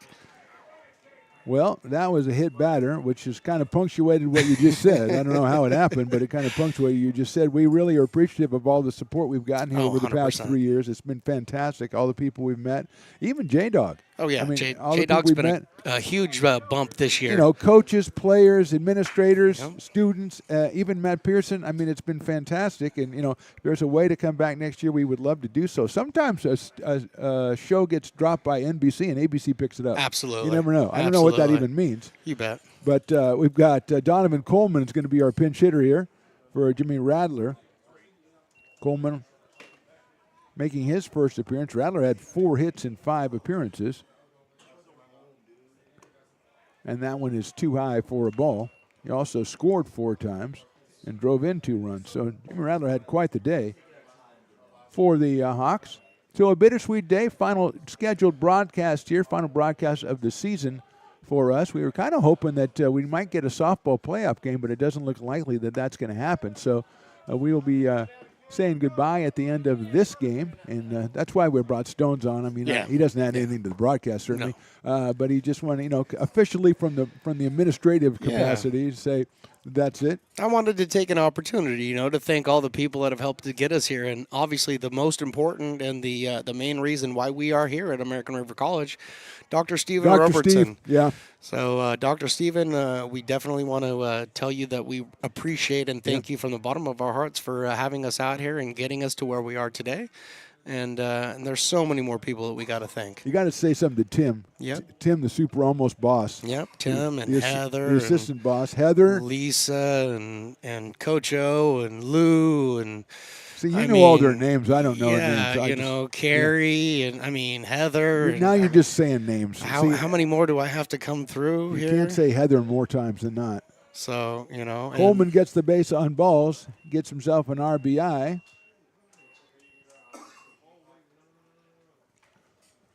Scoring is Deshane. Base is still loaded. And that will bring up Angelo Nunez as we're going to get a meeting at the mound. So, Stones, let's take just a minute here to talk about, I don't know, what do you want to talk about, Stones? Well, there's all kind. Like I said, we had so many people to thank. We want to thank all of our sponsors. I mean, we've had a tremendous amount of sponsorship throughout the years that we've been here. So, thank you to everybody, people like Grateful Bread, Super Taco, new ones that we got in the last couple of years, the Blick and Potters, Taylor Builders. Ace Hardware. We have Ace Hardware that came in this year for the softball team specifically. We want to thank them. Well, problem with that is Riley always cuts their commercial out before they give the address. Yeah, he does. He does. He always goes, let's go out there and where are you located? Oh, I'm sorry, time to go to the game. Super Taco. I mean, those places, they've meant a lot to us, and we really appreciate that. Angelo Nunez is the hitter, and he takes high for a ball. That is absolutely true. Mr. Stones McCoy, you said it very well there, sir. Oh, and Ace Body and Towing. Let me not forget them. Thank you. Yeah. I was testing you. Oh, and U.S. Rents. Jeez. Yeah. Man, what are you, a rookie? Are you breaking ball in there for a strike, 1-1. And then all the fans. I mean, we've gotten over the 3+ years we've been here, we've had a lot of fans come up to us, talk to us directly, Incredible. Send us messages. We're super thrilled to have been able to provide you the ability to watch your sons, grandsons, granddaughters, nieces, nephews. I'm glad we've been able to do that, and with the input that we've gotten from the people who watch, it just makes it that much more special. Well, except for you keep most of that from me because you don't want to shield me. But it's the 3 Fs. It's family. Yep. It's friends, and it's fans. That's what we do it for right there. That is high for a ball. The Stones Broadcasting, we're not going away. We won't be here as of right now, but we aren't going away. You always follow us, for every summer from here on out. We're doing the Lincoln Potters baseball, and we're going to add another broadcast of NorCal Peloteros to the summer broadcast. So we will still be broadcasting sports, but I just want to make sure that if we aren't able to come back, that we say thank you to everybody here. Too many people to say it to. It's been an absolute blast. I've loved coming to work for the last 3+ years. I know you have as well, and it's been great that I've been able to bring my son on, and it's just been a tremendous thing. And all the new sports we got to. All the new sports, I mean, volleyball, water polo, soccer. I mean, that's been insane. And all those coaches of the sports that I'm speaking for myself because it's obvious I don't know what I'm talking about. They've been so kind and so generous. Yes. Coach Loudon on the volleyball and Heather at water polo. It just, everybody has been so understanding and so patient and just, positive. Yes. It's been great. It's been great to hang around and get excited by some new sports. Volleyball, water polo, just a lot of fun to check out. Well, and people strike on Elijah White. Just wanted to mention we've got a second run scored in the inning. It is now 18-7, and Elijah White is up here. He has singled, sacrificed, reached on an air and walked. Hits it out toward right field. As Hansen out there making the catch, we're going to get a sacrifice fly and move runners from second to third. So Hankins will score. It's another RBI for White. That is his 6th, I believe, of the game. Moving Coleman over to third. Nunes stays at first base. Third run of the inning scores. It makes it 19-7. And Daniel Melendez is hitting in the Christensen spot. So Daniel Melendez making his first appearance. Jace Christensen with 4 runs batted in, including a home run.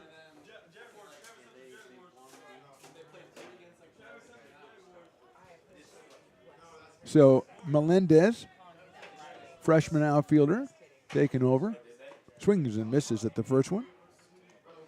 And then we have a couple other people. I'd be remiss if I didn't say, the relationship that we've formed with Jamil Pugh at love XTG Jamil. Media has been tremendous, and he's been extremely supportive of our broadcast. So, definitely a big shout out to Jamil and everything that he's doing. And then XTG Media? XTG Media, Yes. That's correct. And then, just to round out the whole thing, we got to say thank you to Jordan Georgeson. Sure. We have to say thank you to Christopher Toy. Chris Toy. We got to say thank you. We had we had somebody else fill in for football. Who do we have? Matthew Bissett. Matthew Bissett. Yeah. Thank you. Matthew Bissett's filled in. You already said Matt Pearson. I'll add him again, because he's always there to help out. So all of those guys, I want to say thank you to. What about my basketball compatriot? Oh, my I was going to colleague? leave him out because he has the same last name as you. That's a good idea, and we'll do that right now. Okay. Very good. 3 balls and 1 strike on Melendez. Looks like Ty Cullum is in the on-deck circle to bat for Marua. That is ball 4. That will load the bases again as Coleman is at third, Nunes at second, and now Melendez at first, and here's Ty Cullum. The freshman will be the new hitter. Marua with 3 hits on the day. Scored a run, drove in a run. And here's Cullum. Out of Laguna Creek High School.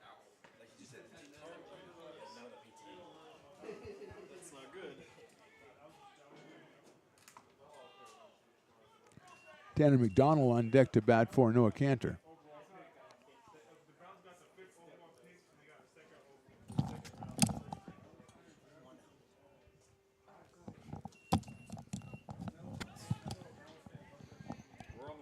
That one is high and outside. It's the end of the season for everybody. Sammy Garcia behind home plate. He didn't say anything about J-Dog's work. She's got a lot of projects she's doing, and she's writing an English paper. I was referring to you, not J-Dog. I don't even remember what I was supposed to do, so that's you can't put that on me. It wasn't in my job description. Hit out toward right field. Hansen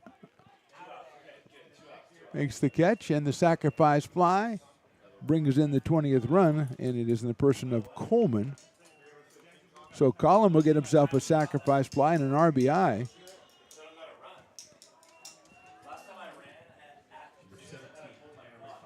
So Tanner McDonald will be the hitter, batting for Cantor, who is only 1 for 6 here today with an RBI and a run scored.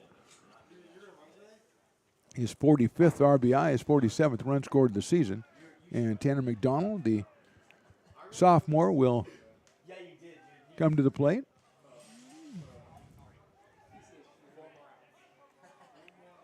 Also out of Elk Grove High School. Runners at first and second. 1-0. Ryan Duchesne, who started the inning in the on-deck circle, so 9th batter here is Tanner McDonald. 4 runs have scored.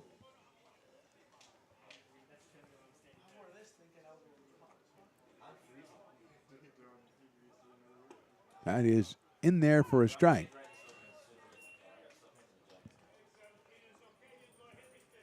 One and one. Mark the Phantom Low here. Riley the Engineer, Stones McCoy, J-Dog, Matt Pearson, 7-Eleven, Mario. Everybody is here. As we are in the top of inning number 9, 20-7 for the Hawks. 2-1. 17-6 on Tuesday, 20-7 here today.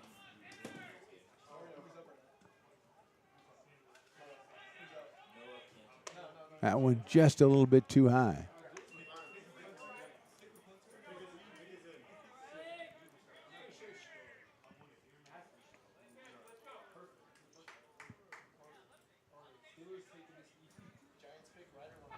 Riley Stevens on the mound here in the ninth for the Beavers. Foul back to the screen. Full count, 3 balls, 2 strikes, 2 outs. Runners at first and second.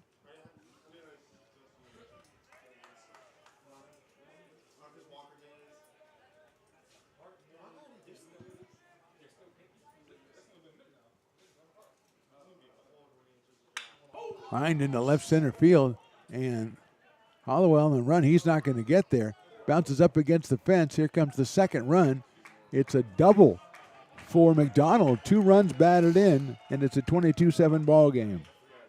McDonald grabs a couple of RBI.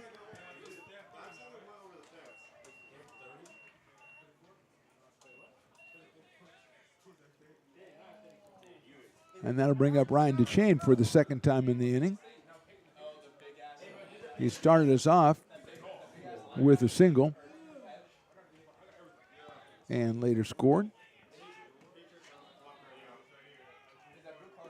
So McDonald delivers the 2-run double in the dirt for a ball, 1-0. Beavers have scheduled David Henry, Bryce Sabaki, and Luke Haney.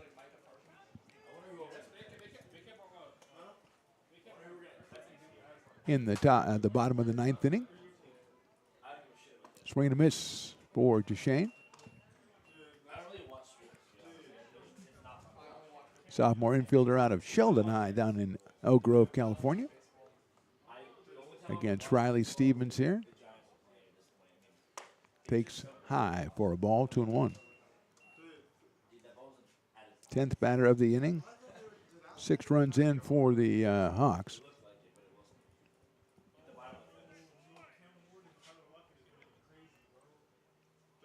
Swing and a miss. 2-2. Do it for me, Riley. 2-2. That's my guy. That's my guy.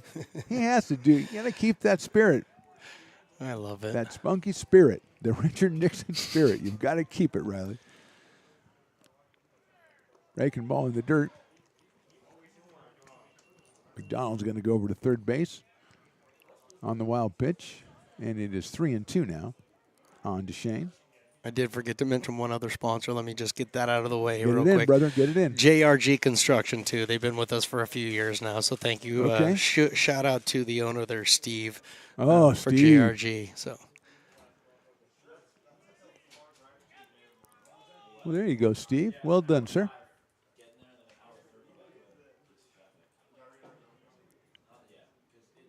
That is ball 4. It's a great block by Garcia behind the plate as DeShane will go down to first base with the base on balls. That will bring up Guadalupe Gonzalez.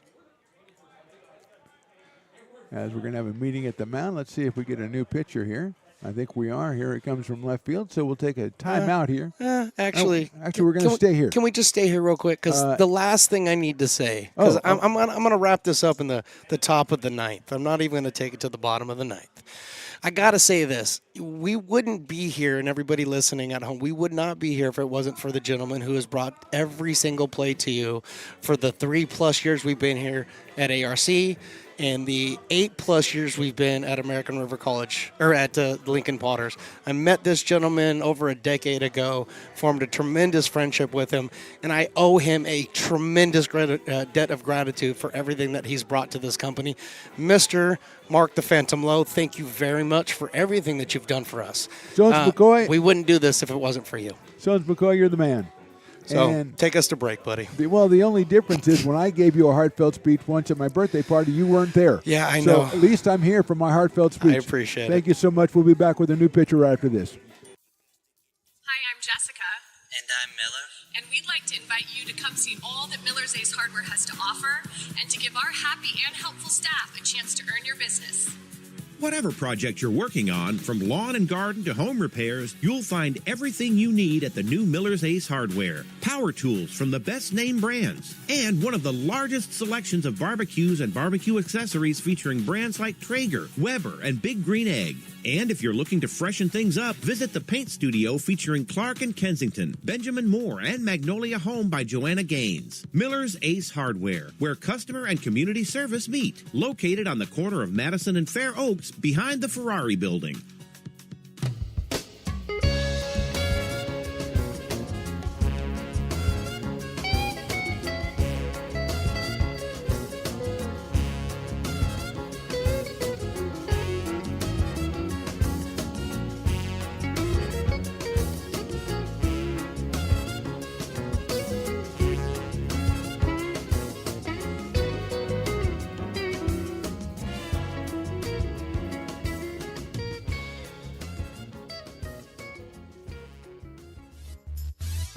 New pitcher for the Beavers, the left-hander Quincy Carr, making his 10th appearance, 10 and 2/3 innings, 12 hits, 7 strikeouts, 7 walks, 5.91 on the ERA, and he will face Guadalupe Gonzalez, the left-hand hitter, in the dirt, blocked by Garcia.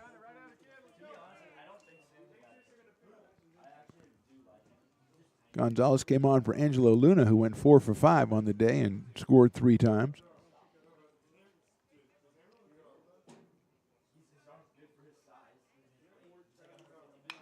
Grounder down the first baseline, but foul. Past Cameron Johnson. Down the right field line. It's 1 ball and 1 strike.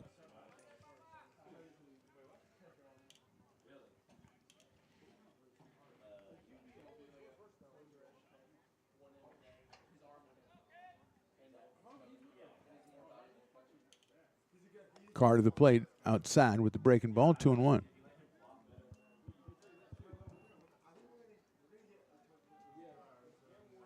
Two outs here in the 9th inning.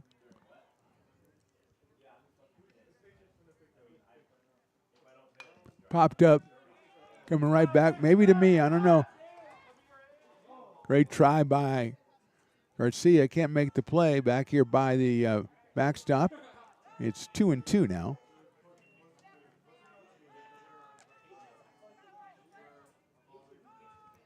Gonzalez came on in the 8th inning and got a he has had a walk so far and scored a run in this game. Sharply hit, base hit right field. Run comes in from third. Gonzalez delivers the RBI single. That will score McDonald. DeShane will go down to second base. And looks like it's going to be Malachi Fuller. Wait a minute.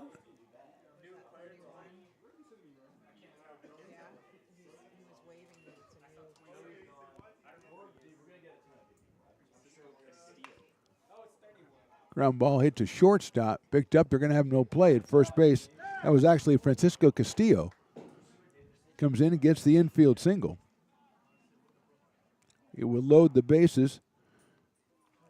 And Donovan Coleman will be the next hitter. Coleman came on in the inning, got a walk earlier in the inning, scored a run. So Castillo gets a single.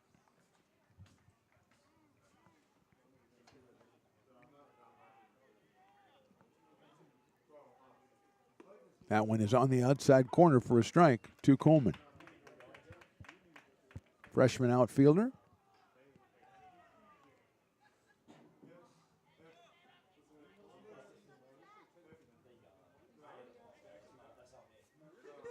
Oh, 1 pitch.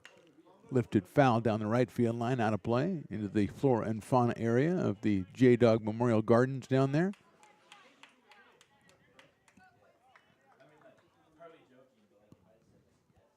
Oh, and 2.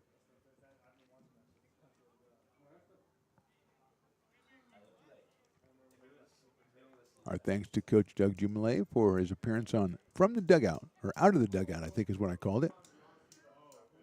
Our feature that we just introduced at the last game of the year, bringing one of the Beavers players, coaches, trainers, personnel out of the dugout and have a little chat with him, which was a lot of fun to do with the coach today.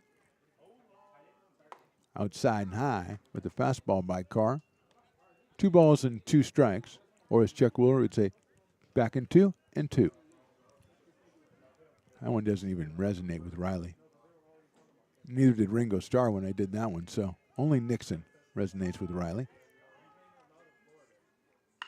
Sharply hit, base hit left field. 1 run will score. They're going to hold the other runner at third base. So Deshane scores. It's an RBI single for Coleman. Gonzalez goes to third. Now Castillo is at second. And let's see who got here. This is Nunes' spot. Is number 27. That's Noah Remu. So Ramo will be the hitter.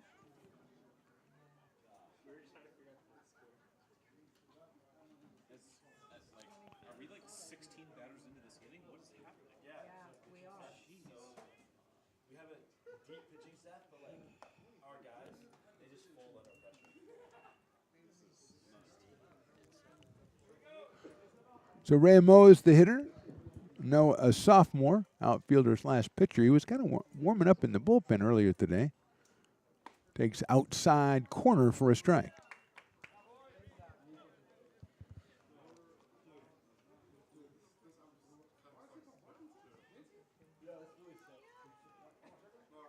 One and one.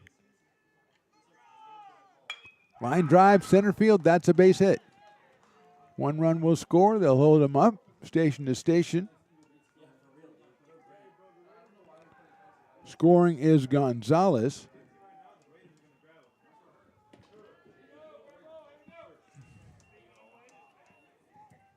And that'll bring up Elijah White, who's the only, I think, regular still in there, but I think they probably run out of players. They don't have anybody to take his place.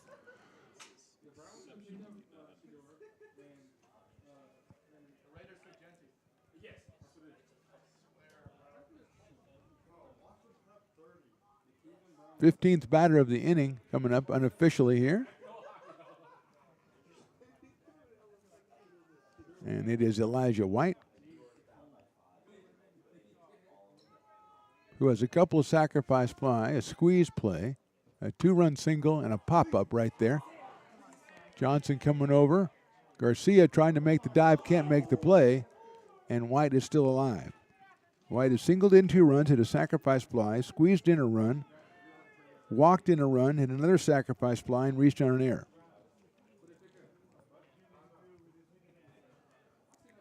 So this is potentially his 3rd real at-bat or official appearance of the game. 3 sacrifices and a walk.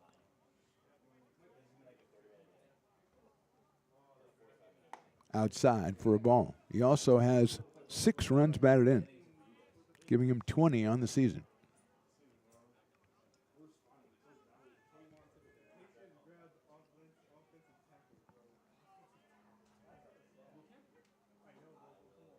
Swings and misses. 1 ball and 2 strikes.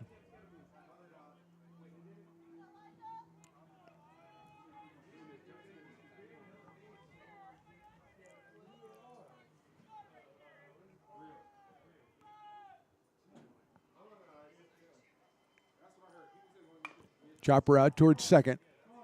Waiting for the hop over to first for the out. So we'll go to the bottom of the 9th inning. Beavers got a big hill to climb. They're down 25-7.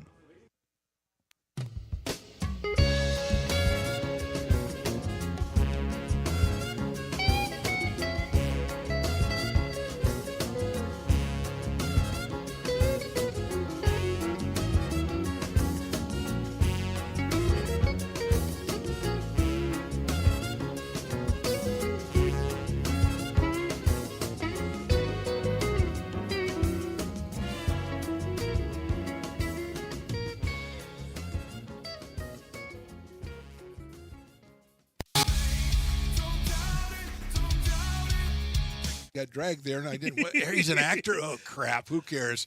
You got the rest of your life to be, serious. But just tweet it out and then don't And really then run respond. away. Yeah. I think it happens to some of us. Maybe it sounds a little personal to you, but I didn't want me yeah, to I don't sound know. that It just way. maybe sounds like that. 'Cause I Generally, know fine. Again, you're a very bright guy. You Yeah. see right into Right my through soul, you. my friend. That's why I have so many jobs, because people think I'm funny when they're driving home.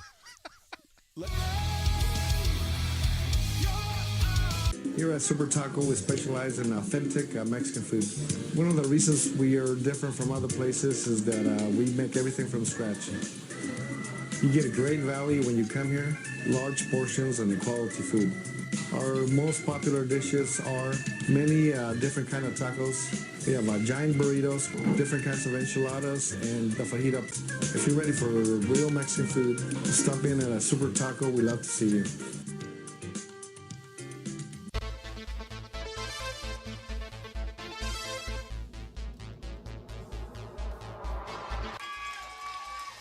Pass flung on and missed. He got him on strikes at 86, the off-speeder. Bruno strikes out the side. Potters get the win 8-5. David Henry will lead it off for the Beavers here in the bottom of the ninth inning.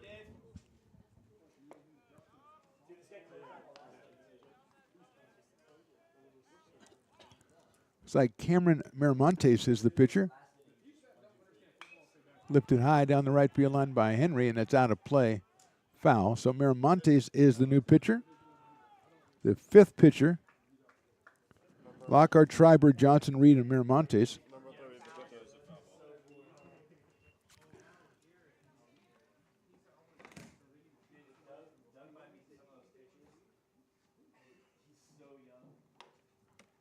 That is ball two.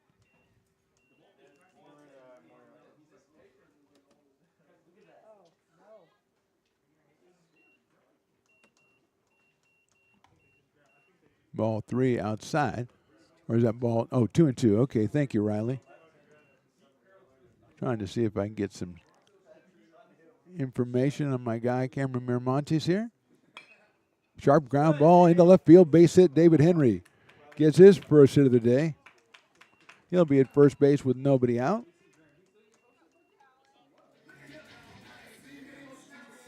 Miramontes making his sixth appearance, 3 2/3 innings, 4 hits, 2 strikeouts, 1 walk, 4.91 K rate, and a 7.36 ERA. And here's Talon Hollowell for his first appearance at the plate.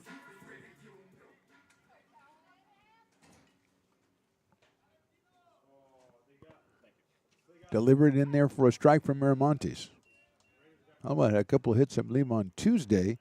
Making his first appearance, Bryce Sabaki was 1 for 5, and he takes that one outside, does Talon.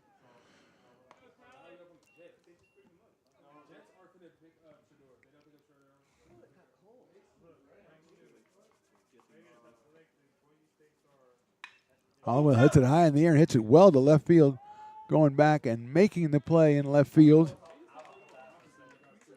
is Ramo for the first down. Hollowell hits it well, but flies out to left, and that'll bring up Luke Haney, who came on in the sixth, had a triple, scored a run, and then walked in the seventh. So Luke is 1 for 1 so far with a run scored today. Jack Williamson on deck for ARC.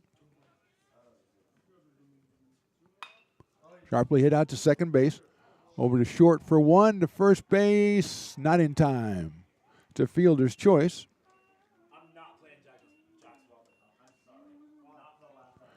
So Haney is at first base with 2 outs, and that'll bring up Jack Williamson.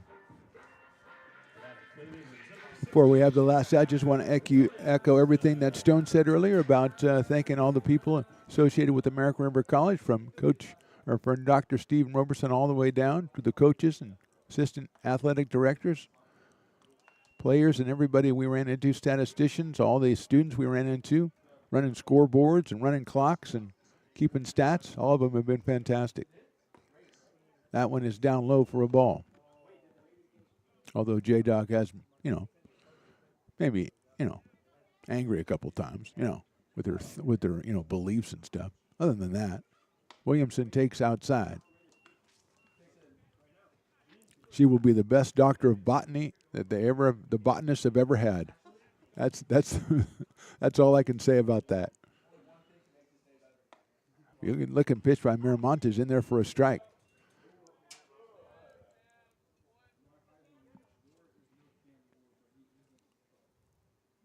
Williamson swings and misses. Jack's hit into a double play his first time up.